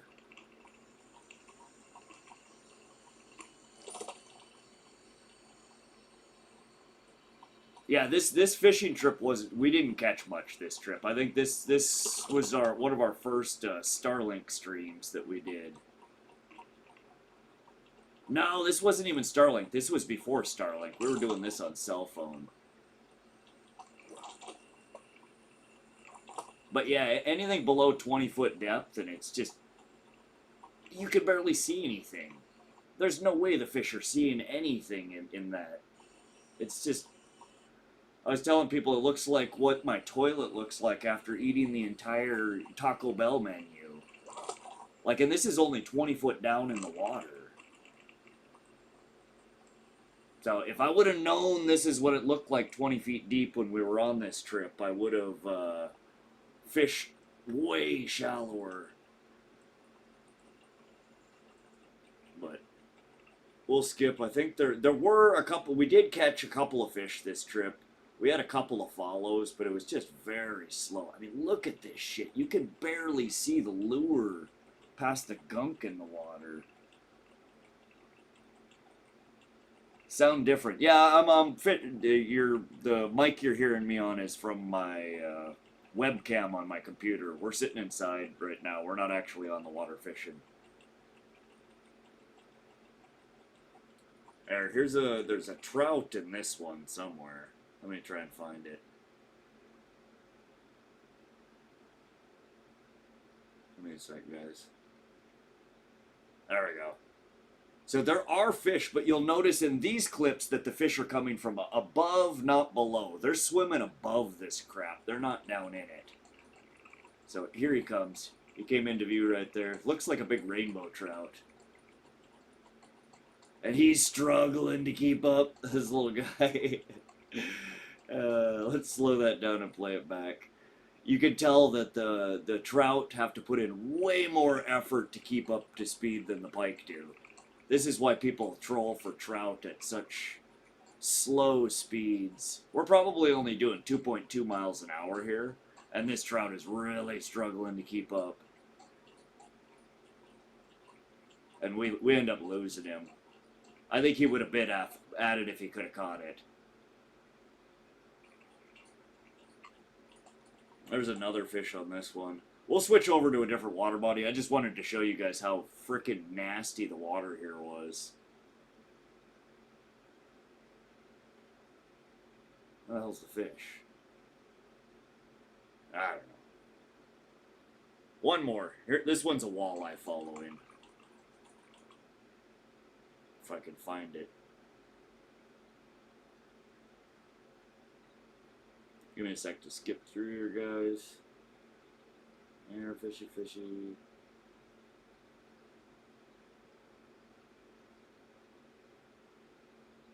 Where Where is he? Oh, here we go. He's coming into view, and again, you'll notice that he's coming from above, not below. So right here, he starts to come into screen. You can see that shady figure back there. Just, you can see the eyeballs. He gets in a little closer, and you can make out that it's a walleye, I think.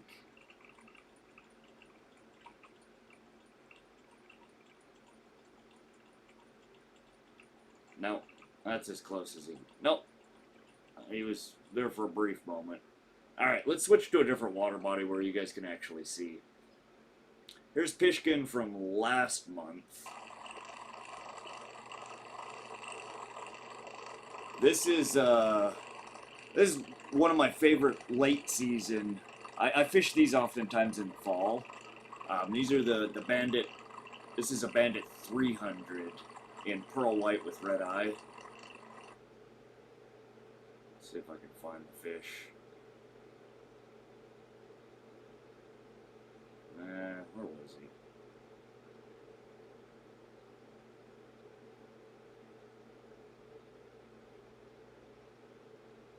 I don't know where it was. Let me switch to a different clip.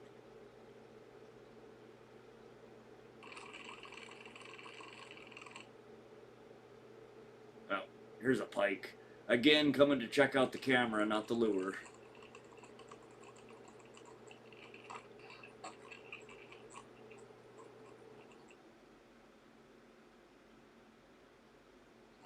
There he comes in. Here's half speed, guys. One more time on that. Swims in from below. Pokes the camera. Gets tangled up on the line. This footage was from last month. This clip is from the 17th of last month.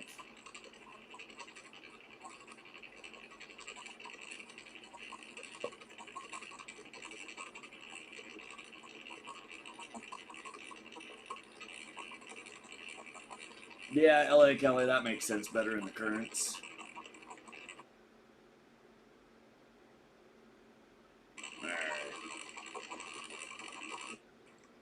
Here's a different lure. What are we running here? Oh, okay. This is with one of my wedding ring worm harnesses. And you'll notice this one's on about a 36-inch leader, and you can tell it's too far away from the camera. There's one perched. This is where they all swarm in. It's so neat. There's just a whole cloud of them.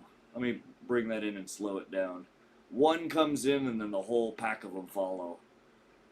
You'll see one zip in here in just a moment, and then it's like another one, then another one, then another one, then another one. There's just a whole cloud of them come in. But yeah, this is a worm harness that I tie. It's using a max spinner. There he is. There's one. A second one coming in, a third, a fourth, a fifth, a sixth, 7, 8, 9, 10, 11, 12, 13, 14, 15. And then one swims away, and then they all kind of follow. Oh, no, he came back. Yeah, there are 15 of them back there. Yellow perch, yep. Appreciate the sub there, Bach. Let's watch that one more time. They're so neat. The perch, I think, are funnier than the pike on the camera. They're like little bee swarms.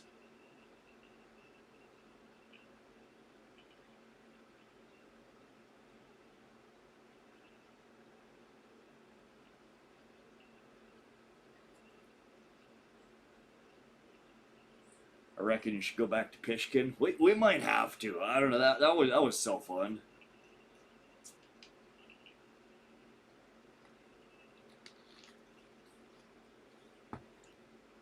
Yeah, the perch videos are some of my favorite that I get. Oh, there was a pike. Pike came in checking it out too. This was the day that I was trying to catch. I wasn't trying to catch pike. I was trying to catch a rainbow trout. Again, still at Pishkin. He just comes in, he's just mean mugging the camera there. Look at him. Swims from down below. Doesn't even care about the lure. Just comes in and is like, what is the camera? What is that?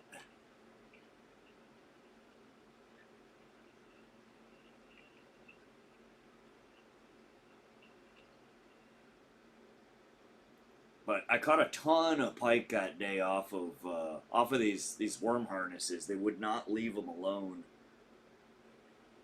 I think this is another perch video.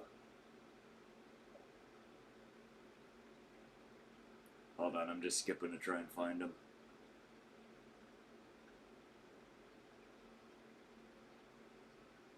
There we go. Alright. Oops. Let me get to the spot and then I'm going to slow her down. Alright, so you'll see right below the lure here, there will be a couple of small perch that come in to view. There's one. And he's back there and he kind of zips away. A second one comes in. He's up here.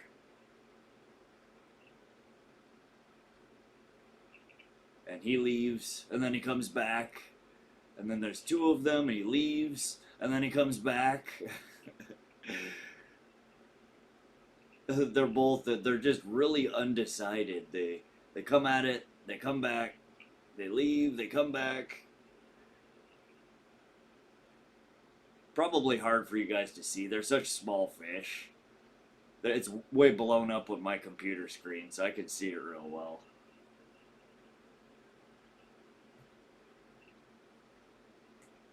There it is. Leaves, comes back, leaves, and then he's back again.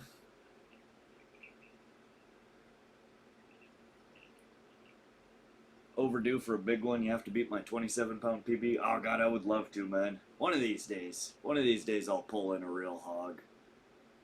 I don't think the 27-pounder is gonna come from Pishkin though. I honestly believe that I'm gonna have to get that one out of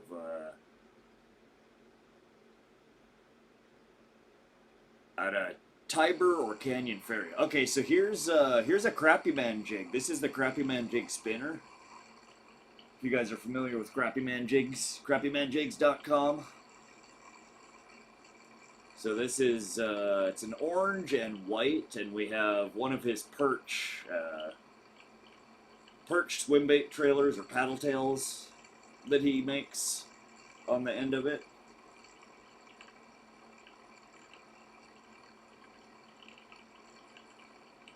And I think we get an attack on the camera on this one again.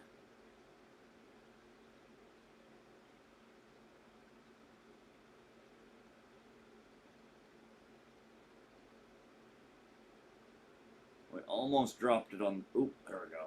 Yeah, so it's watch this. I slowed down too much. We were turning or something, and this lure's just falling through the water. And you'll see a pike comes up and smacks it.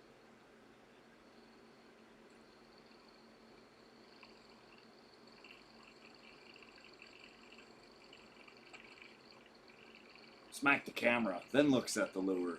Again, the camera first, lure second. They're just enthralled with the camera. I don't know what it is.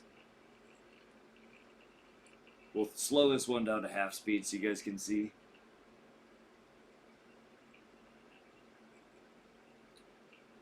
PB largemouth, just around 2 pounds. I've never really caught a big largemouth here at Chevy.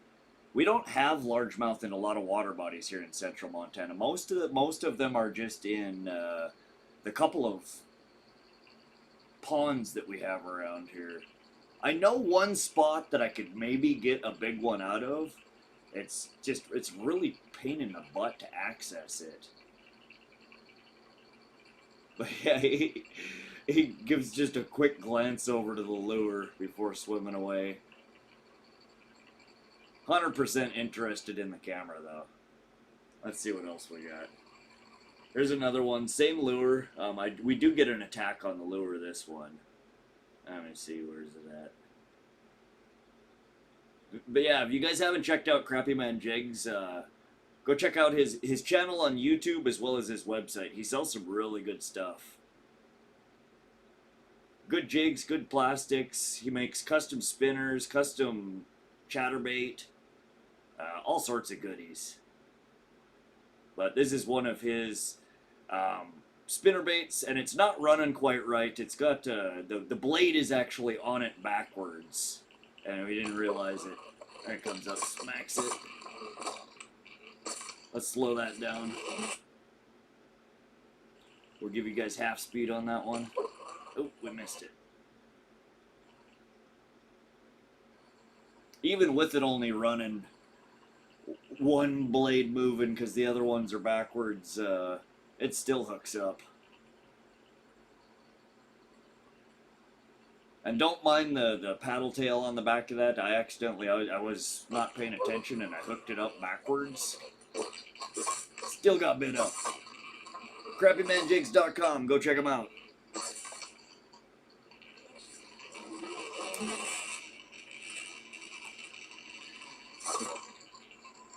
£5, 16 inches. Oh yeah, that's fat.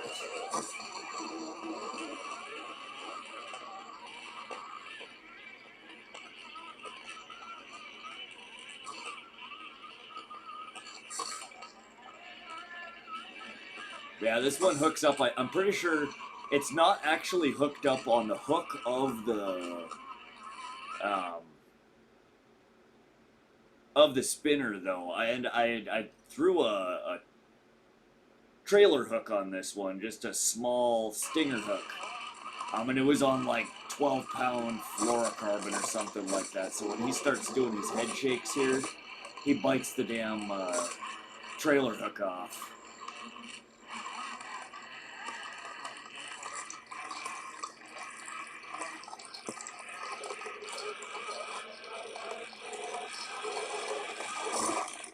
Yeah, we had him almost to the boat. And again, once you get him out of the water like that, that's where the head shakes start. And he bit off the damn stinger hook and swam away. He was on, and then he wasn't. You can see we're dragging him through the water, and he just does one quick head shake and gone. Like, damn it.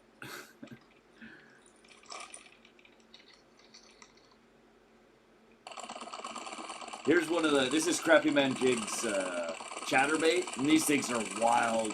If you guys want a good, loud, obnoxious chatterbait, pick them up from Crappy Man Jigs. These things are, I don't know if you guys know like a chatterbait, what do they call them, the jackhammers? These are like a jackhammer on crack cocaine. These things are so loud, so wild. This is without a trailer on it even. They're just... This is just raw.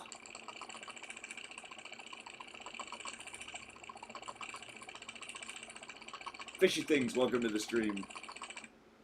Let's see here. I think we get something smacking at it here in a minute, or following it on this video.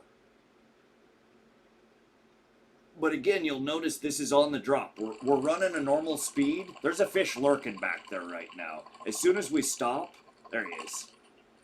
It starts fluttering, and he comes in real close. There he is. Now he stayed in the distance. He's still back there. You were clearly catching a lot of pike, similar size range. If you can find what the big boys are looking for on those days, they'll outcompete the smaller ones. Yeah? No, that's a good point, Kelly. Call it the crack hammer. There you go, hillbilly.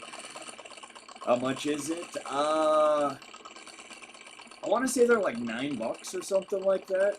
They're not bad. A jackhammer, I think, is like $13 or $15 now. So these are way less than a chatterbait jackhammer, and I think they outperform them. This is a lake. This is Pishkin Reservoir. All right, let's skip ahead. Here's one. Here's another camera attack. I think. Again, on the drop, I think it comes. So we're running full speed here. And then I do a too sharp of a turn, and you'll see that I slow way down. But it just makes this chatterbait real erratic. It starts bobbing and little chatters, just little flutters. 2-ounce jig for bass. That's a big that's a big jig. Nice, I sub. Thanks for the sub, Aether. Oh, smacks it. Let me slow that down. We can see that again. Straight for the camera. Here's half speed. Watch this guy swoop in and smack the camera.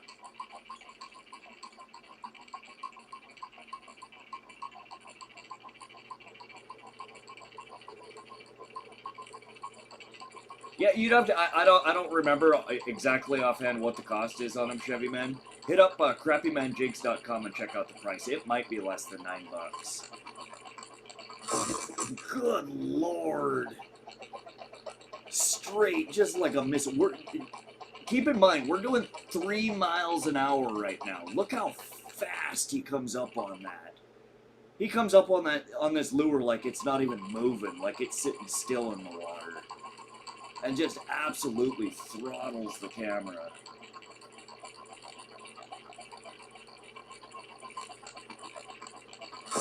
Wham! Then he looks at the lure. I love it. First gotta eat the camera, and then he takes a second look. Let's see if we can get a shot of it in his mouth.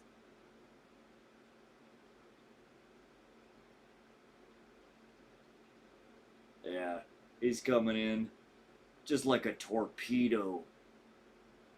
Doing Mach 1 inside the mouth. Spits it. And then he looks at the lure.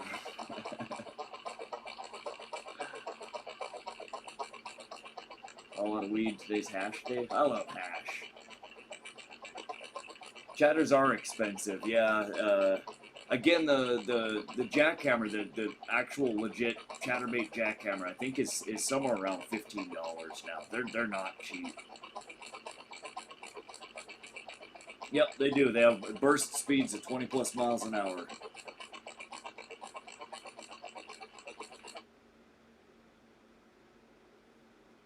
Let's see, This one, oh man, when we were running this, I thought I had an absolute monster on the line. This was the fish that I thought was going to set my lake record. And it ended up being not a very big fish. We just foul hooked him. He felt so big. There. I slow this down. Here's real speed, and then we'll play her back in half speed. Came to look in at the camera and got hooked up in the middle of the back, and then, oh god, just spits it off.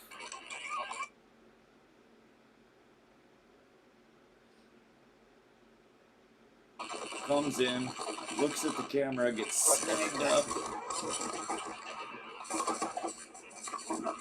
I picked it up and it was on the line for like 3 seconds, 4 seconds, and it felt so big. But it's because I was pulling the damn thing sideways through the water going 3 miles an hour.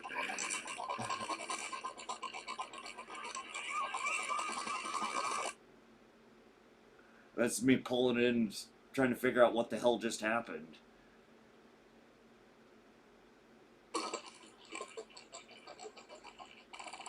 Here's another follow, I think.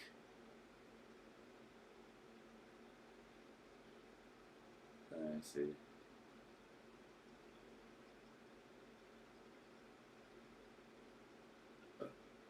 Dang it, where is it?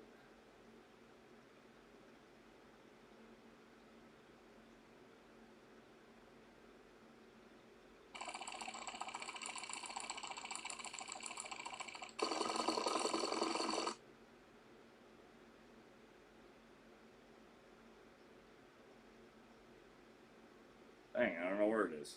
Hold on a sec.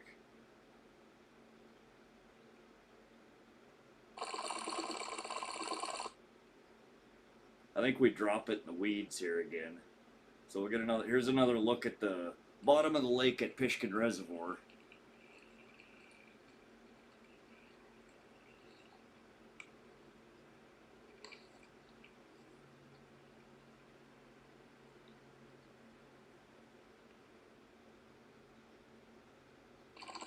And this guy's just rattling away through all that crap.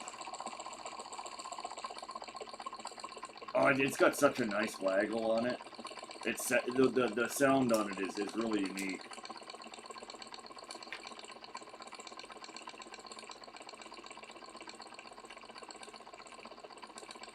Broadhook Chinook salmon before when I tell you it's the worst fight. Oh yeah. They feel so big when they're foul hook like that. I think we just missed it. Was that the fish there? No. Where is it?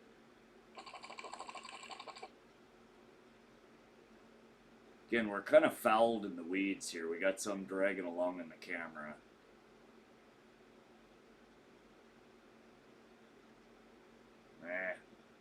Okay, here's a good clip. This one I haven't posted anywhere yet. You guys are seeing this one for the first time. So again, I was having a hell of a time this day. It was windy. So again, the boat gets turned around and basically the lure drops to the bottom. But watch what happens when this shit hits the bottom.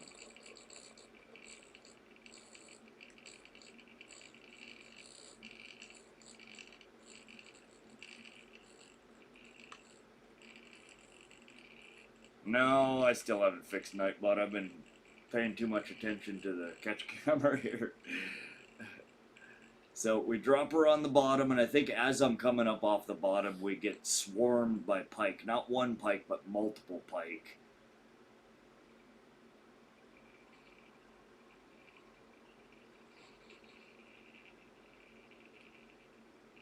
Hey, Beth and Davis. Welcome to the channel. Thanks for the sub. You can see right there in the corner, there's another one. Let me bring that back. So right as we're pulling it up off the bottom, look at this, you guys. I'm going to slow this down. Alright, so again, we're on the bottom. There's a dead crayfish right there. But we're on the bottom. It's going to... We're speeding up in the boat up above, and it's just pulling it up off the bottom. And watch here in the bottom right-hand corner, or I guess for you guys it would be bottom left-hand corner of the lure. There's one pike right there, or the pointer, if you can see him, he's just checking it out like, what the hell is that? And then as it picks up off the floor, here's a second one right here. So we have now not one, but two pike on it. There's a third one coming right here, right behind. So we have one, another one in the corner. There's now 3 pike that are following this chatterbait.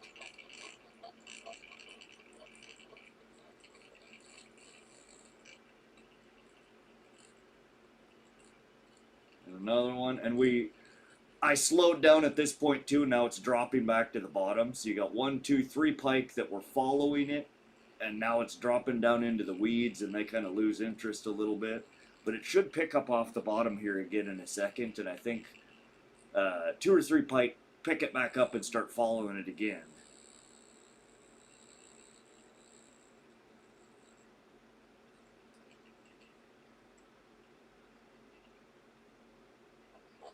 So here it goes. And again, this is in half speed right now, you guys.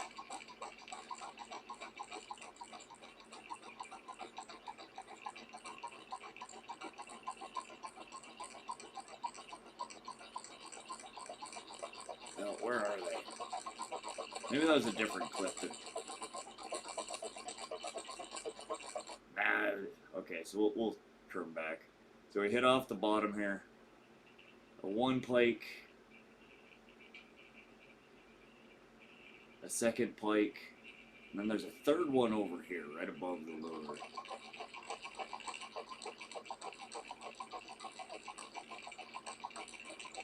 Hey, Luke Hooper.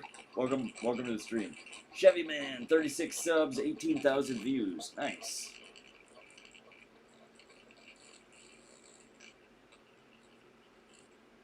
Yeah, I think we would have got a strike on that one if it wouldn't have dropped back down to the bottom again.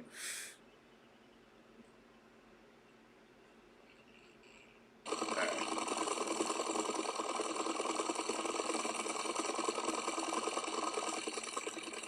What's up, CK?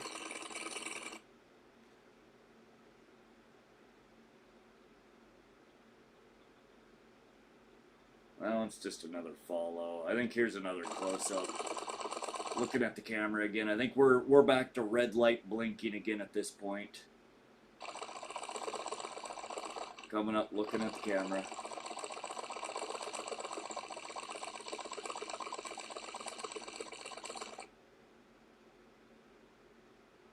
Look at him, all up in the camera.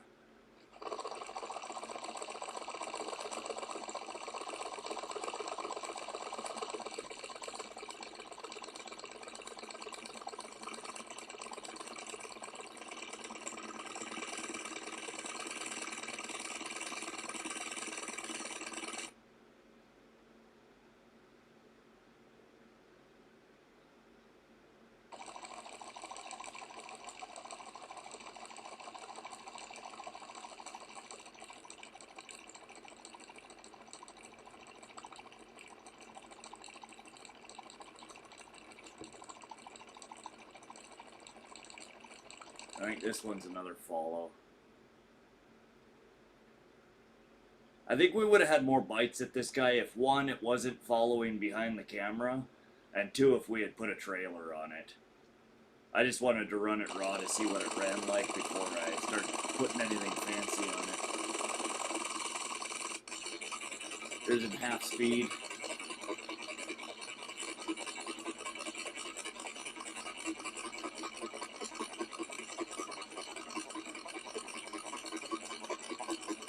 Alright, let's move to our most recent trip. This was from Saturday. This was our reef runner that we were running on Saturday. This is the lure that we caught 31 frickin' pike off of. And this clip, this is a kokanee salmon, I believe, that came up. I don't even think this one was a pike. No, wait, this one is a pike. There's a pike bite and then a kokanee follow, so let's... This is like right after we put the camera in the water.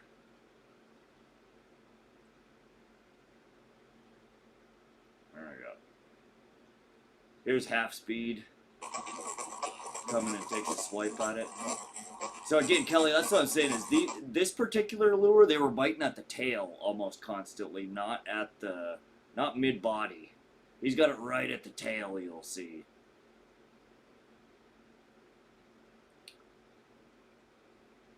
He comes in and unhinges his jaw and smashes the tail of it, but just doesn't get a hook set.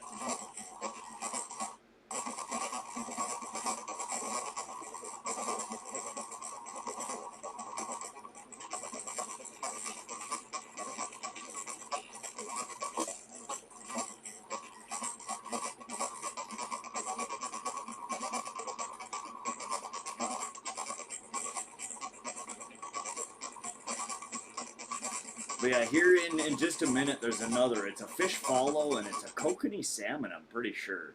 It's hard to tell. The only two fish it could be is a rainbow trout and a kokanee salmon, and I'm pretty sure it's a kokanee. Let me find it.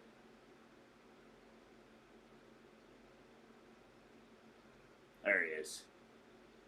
Yeah, so you can tell this definitely is not a pike.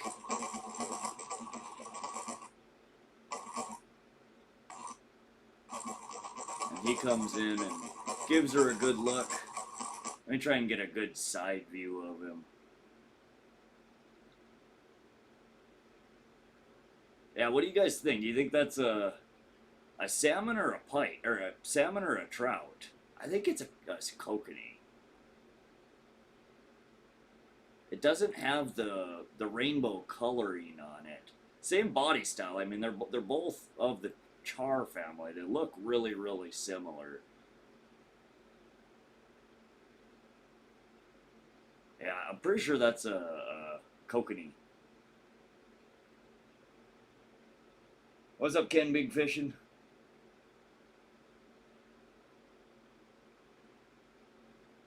But it's interesting to see that even the kokanee, you know, the salmon were interested in this thing, because from what I understand, salmon don't eat fish. You don't get a bite on a lure for salmon or a spoon, you know, because they're hungry. It's a reaction bite because you're in their territory or they feel threatened. You get rage bites off of a salmon, not hungry bites. What's up, Marion? Welcome to the stream.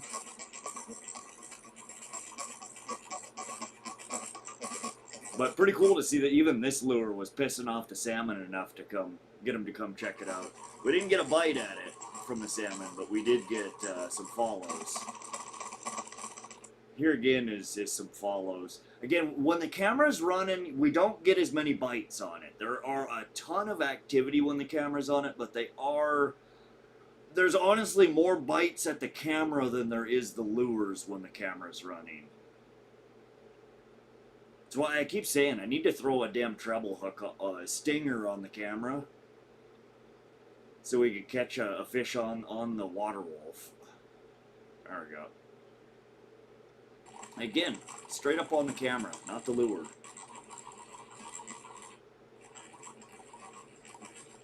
Is half speed.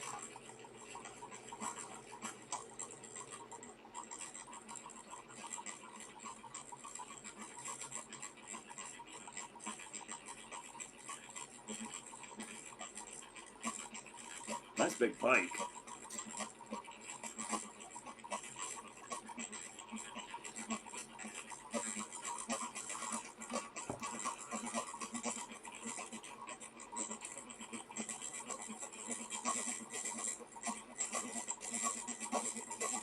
And then I think there's another follow here in a moment. Let me see.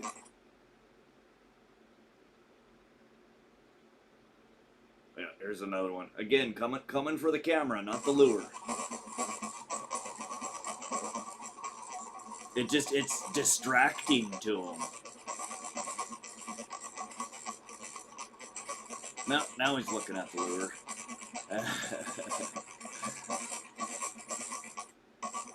We'll skip back one more time. Fades in from below, looking at the camera. Fades back, looks down at the lure.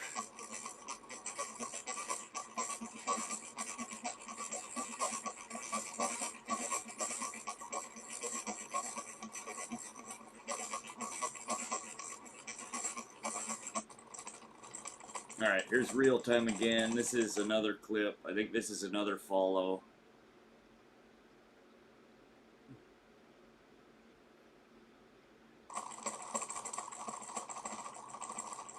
There's half speed. Now this one's actually looking at the lure.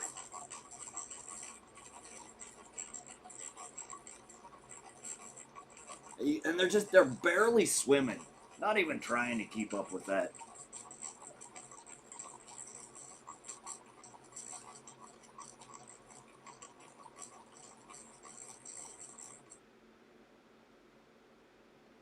Alright, next clip. This one's a bite at either the camera or the lure. I didn't mark which. I think it's at the lure.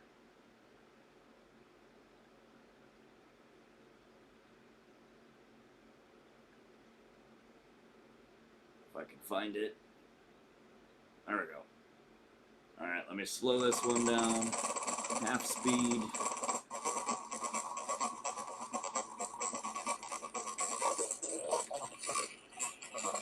Yeah, he hit a shallow bite on it and he missed. Hit and a miss.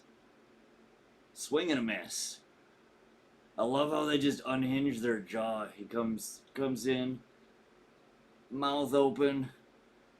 He looks like a blowfish at this point. He just puffs up. Ooh. Where'd you get it?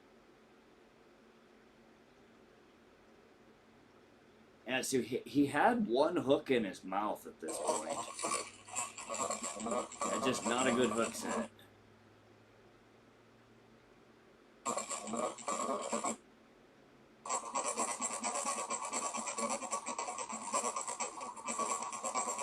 Try to skip back a little bit. We'll see it one more time in slow-mo. Swing and a miss.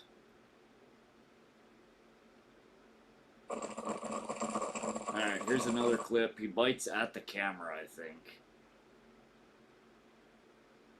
And then fades back and follows. Half speed.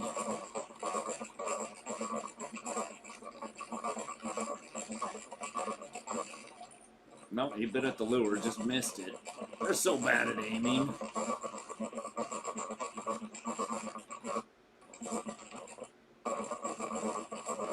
Completely misses the damn lure.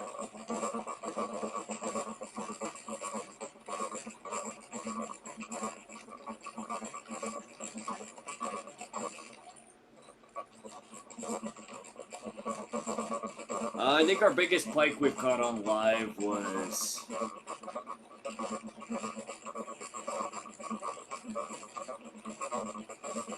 Oh, jeez. Just under a 10-pound pike.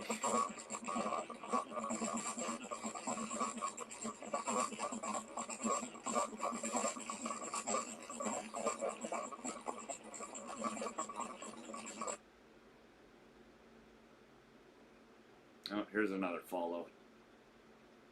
Coming from deep below, you'll see him coming from below the swivel here.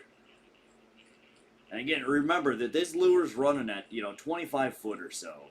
And all of these fish are coming from below. Pike have really, really good eyesight. If you can get it, if you have decent clarity water, if you're within 10, 15 foot of them, above or below them, they will see it, and oftentimes they'll come in to snack on it. What's up, Hector? How you doing, buddy?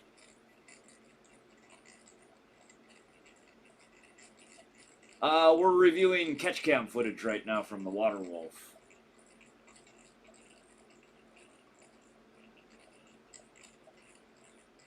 We're not live fishing today. I was working on fixing NightBot here, trying to.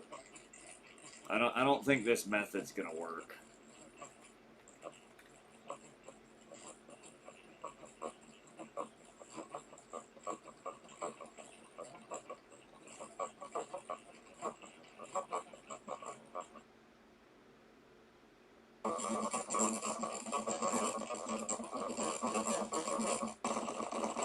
Alright, here's another follow in this one.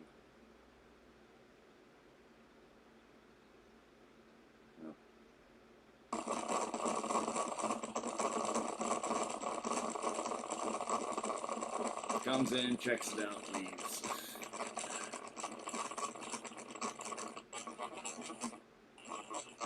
There's half speed.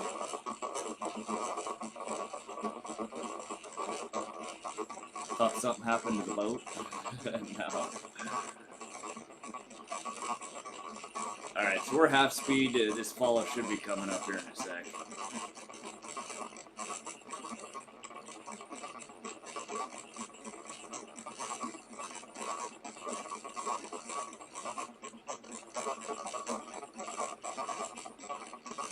Here it comes.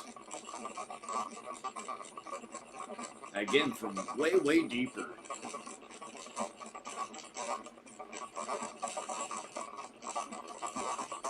That's again, so my trolling for pike, that's something that I do differently than a lot of people that fish Pishkin. And I think for pike in general. Most people that I see fishing Pishkin or trolling for Pishkin or casting for pike this time of the year are still in the shallows. They're fishing 15-foot bottom, 10-foot bottom, maybe 20-foot bottom. I'm fishing, 30, 40-foot bottom. And I'm pulling fish from, from deep. I'm running 20, 25 foot with my lures over, 30 to 50 foot bottom and pulling fish in. And we have days like we had on Saturday, 31 fish. I guarantee you if I was fishing like the rest of the boats that fish there in the shallows, we would have had less than 10 fish.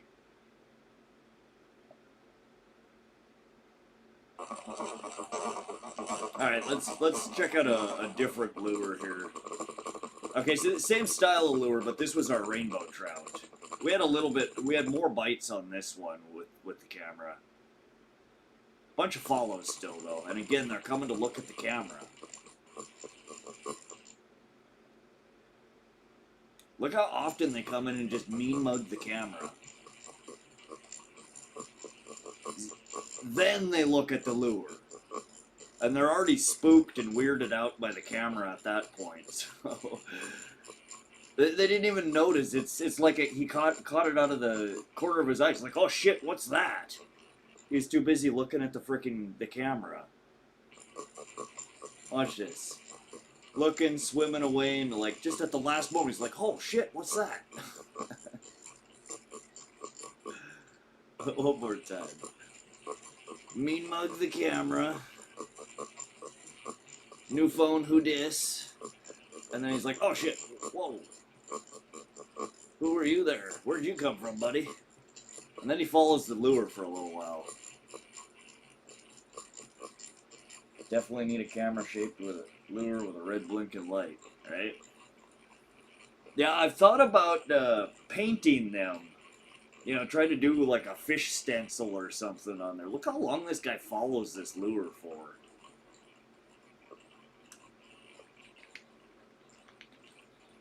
But I wonder if I'd get more bites on the camera itself if it was painted more like a fish instead of just being, you know, a black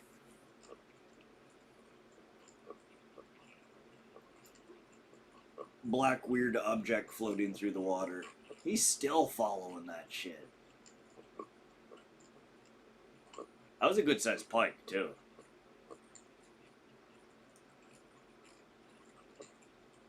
You ever caught a pike that had another pike in the stomach? I caught 24-inch with a 12. Most of the pike that I've harvested have bellies full of nothing but craw. He's still back there. You see him? He followed this lure for well over a minute. He came, he followed it, he got real close, then he faded off into the background. Now he's back again. He's still just lurking back there.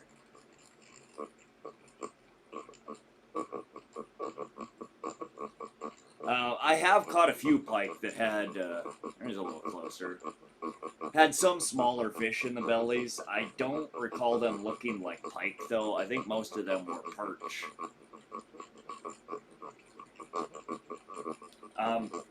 Oddly enough, though, one of my best producing pike lures, or some of my best producing pike lures, are pike body patterned.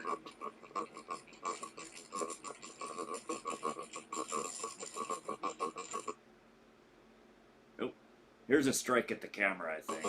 And this might have been that same one that's been back there lurking the whole time. He finally comes in, smacks the camera, tries for the bait.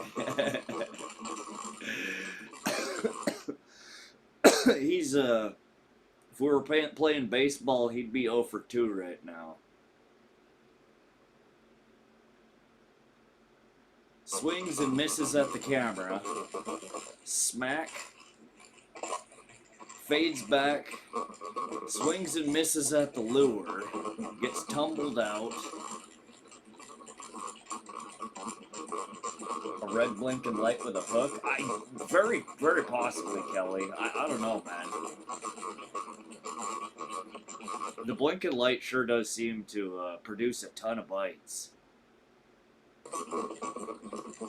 Here's another, I think, cam strike. Let me see if we can find this one. Yeah, he kind of comes out of nowhere. You don't get a good view on this one, but he's smacking the camera. Yeah. You can see that mouth opening up. Let's see if we can find him. He comes in. Sideways. Bites the camera. Gets tumbled off.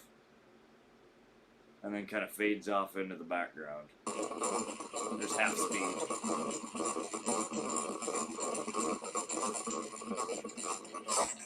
Smack.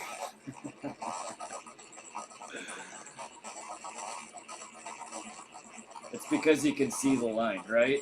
They're afraid of the line. And we're going too fast.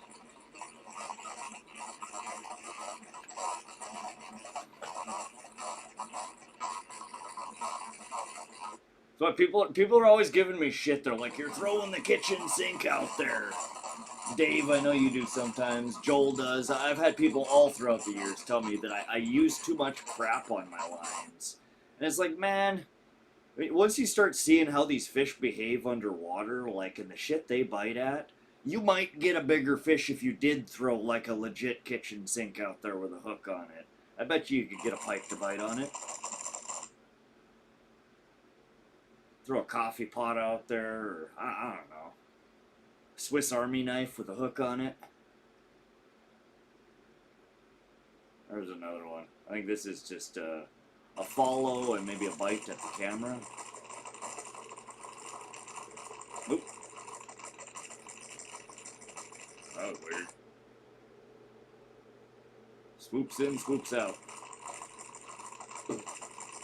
God, they change direction fast. Appreciate the sub there, Steve Metters. Ian says, sad pricks. Need to know how pike see color. We see red, but they may see it differently. Yeah, I've heard something about red. Fish, a lot of fish don't see in the red spectrum, so I don't know what color it appears to them. I've caught pike on a teaspoon. Oh, yeah.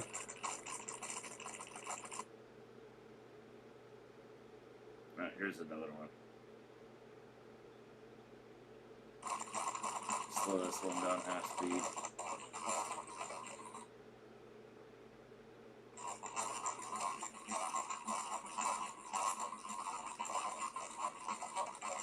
I don't know what this guy was doing.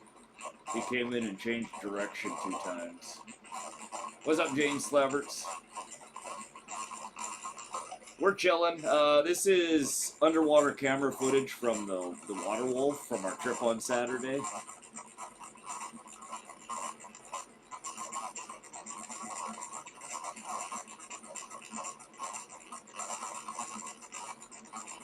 Turned a spoon into a lure with 1 trouble. That sounds fun.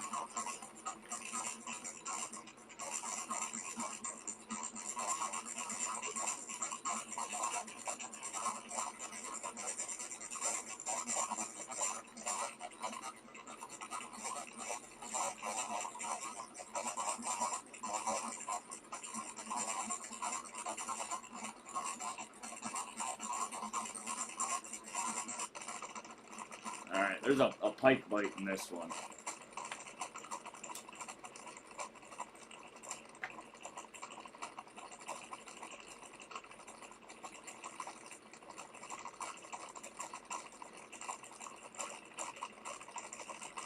Yeah, for whatever reason, it's not pulling the, because I have the dot location set as, I think, Shoto, Montana, and what I was trying to do is to get weather when you don't specify a location. So like when I specify weather, New York,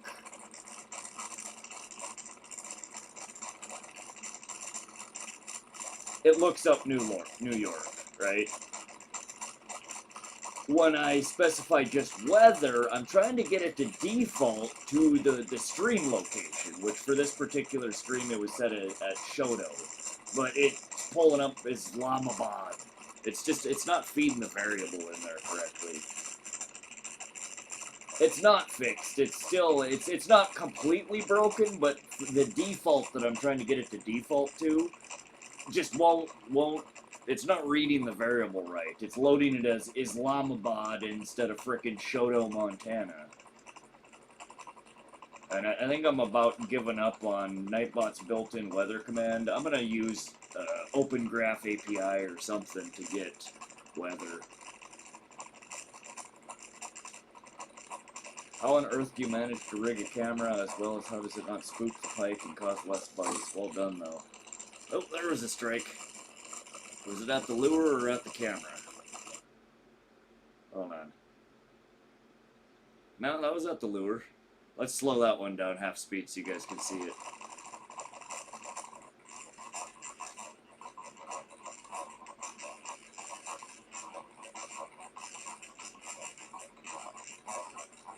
Here he comes.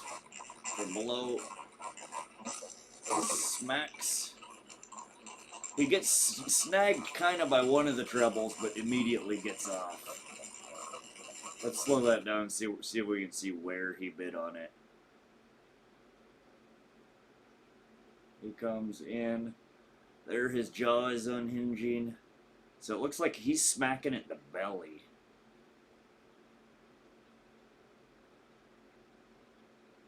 Yeah, he's got the front hook, it looks like, stuck in the corner of his mouth. But he manages to get off. And this was probably one of the ones, I know we had a couple of hits that my drag was just set too low, and I'm wondering if maybe this was just the result of the drag being set too low. He felt the hook and was able to spit it before the drag from the pole, you know, lurched him forward and set into him.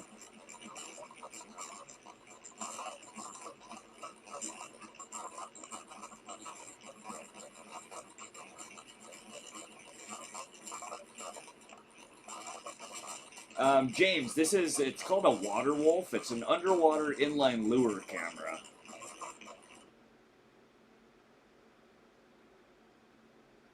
There's another follow. Coming in to take a look at the lure. Or the camera, one of the two. Looks like he's looking at the lure. Finally one that's not looking at the camera. That was just a little guy though.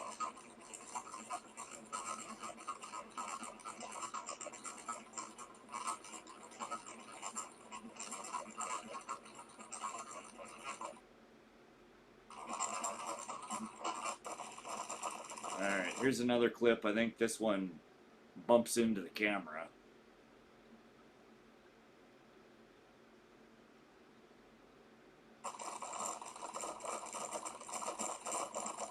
Bump, and then he turns around, and then he looks at the lure, follows it for a little bit. Let's put that one half speed so you guys can see.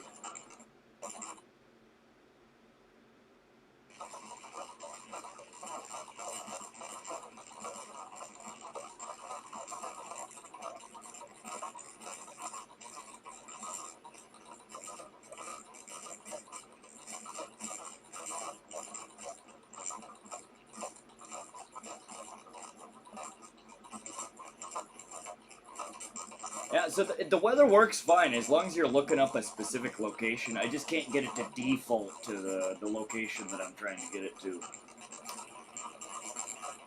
And I've tried feeding it the value from the API in so many different ways.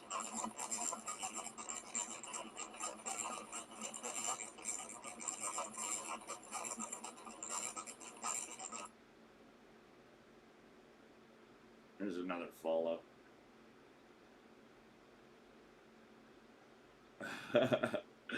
So he comes in, he looks at the camera, as most of them do, mean mugging the camera, and then out of the corner of his eye he sees the bait, or the lure. It's the camera that's drawing him in initially, though. Look at that. You could just tell, it catches him off guard that there's even a lure there. He's too focused on the camera. Just mean mugging, and then jerks. He's like, holy crap, what's that?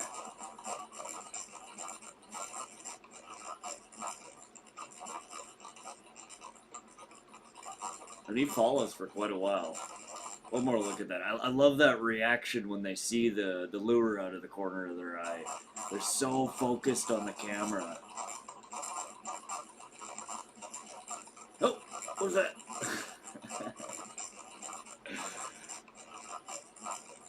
And then they follow the lure. It's the lure is secondary. I'm telling you, man, if we decorate that camera like a fish and throw a treble on it, we will catch some damn...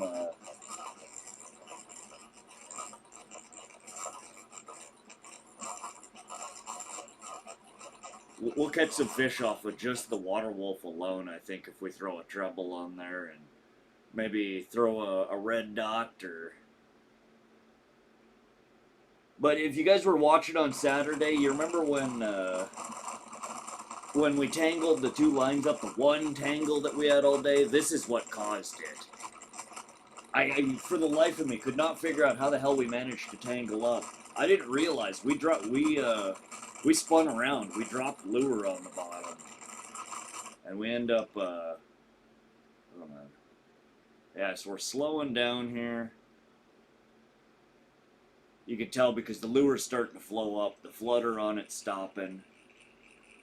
But just notice as we start dropping to the bottom, you'll see the other pole, the other line, other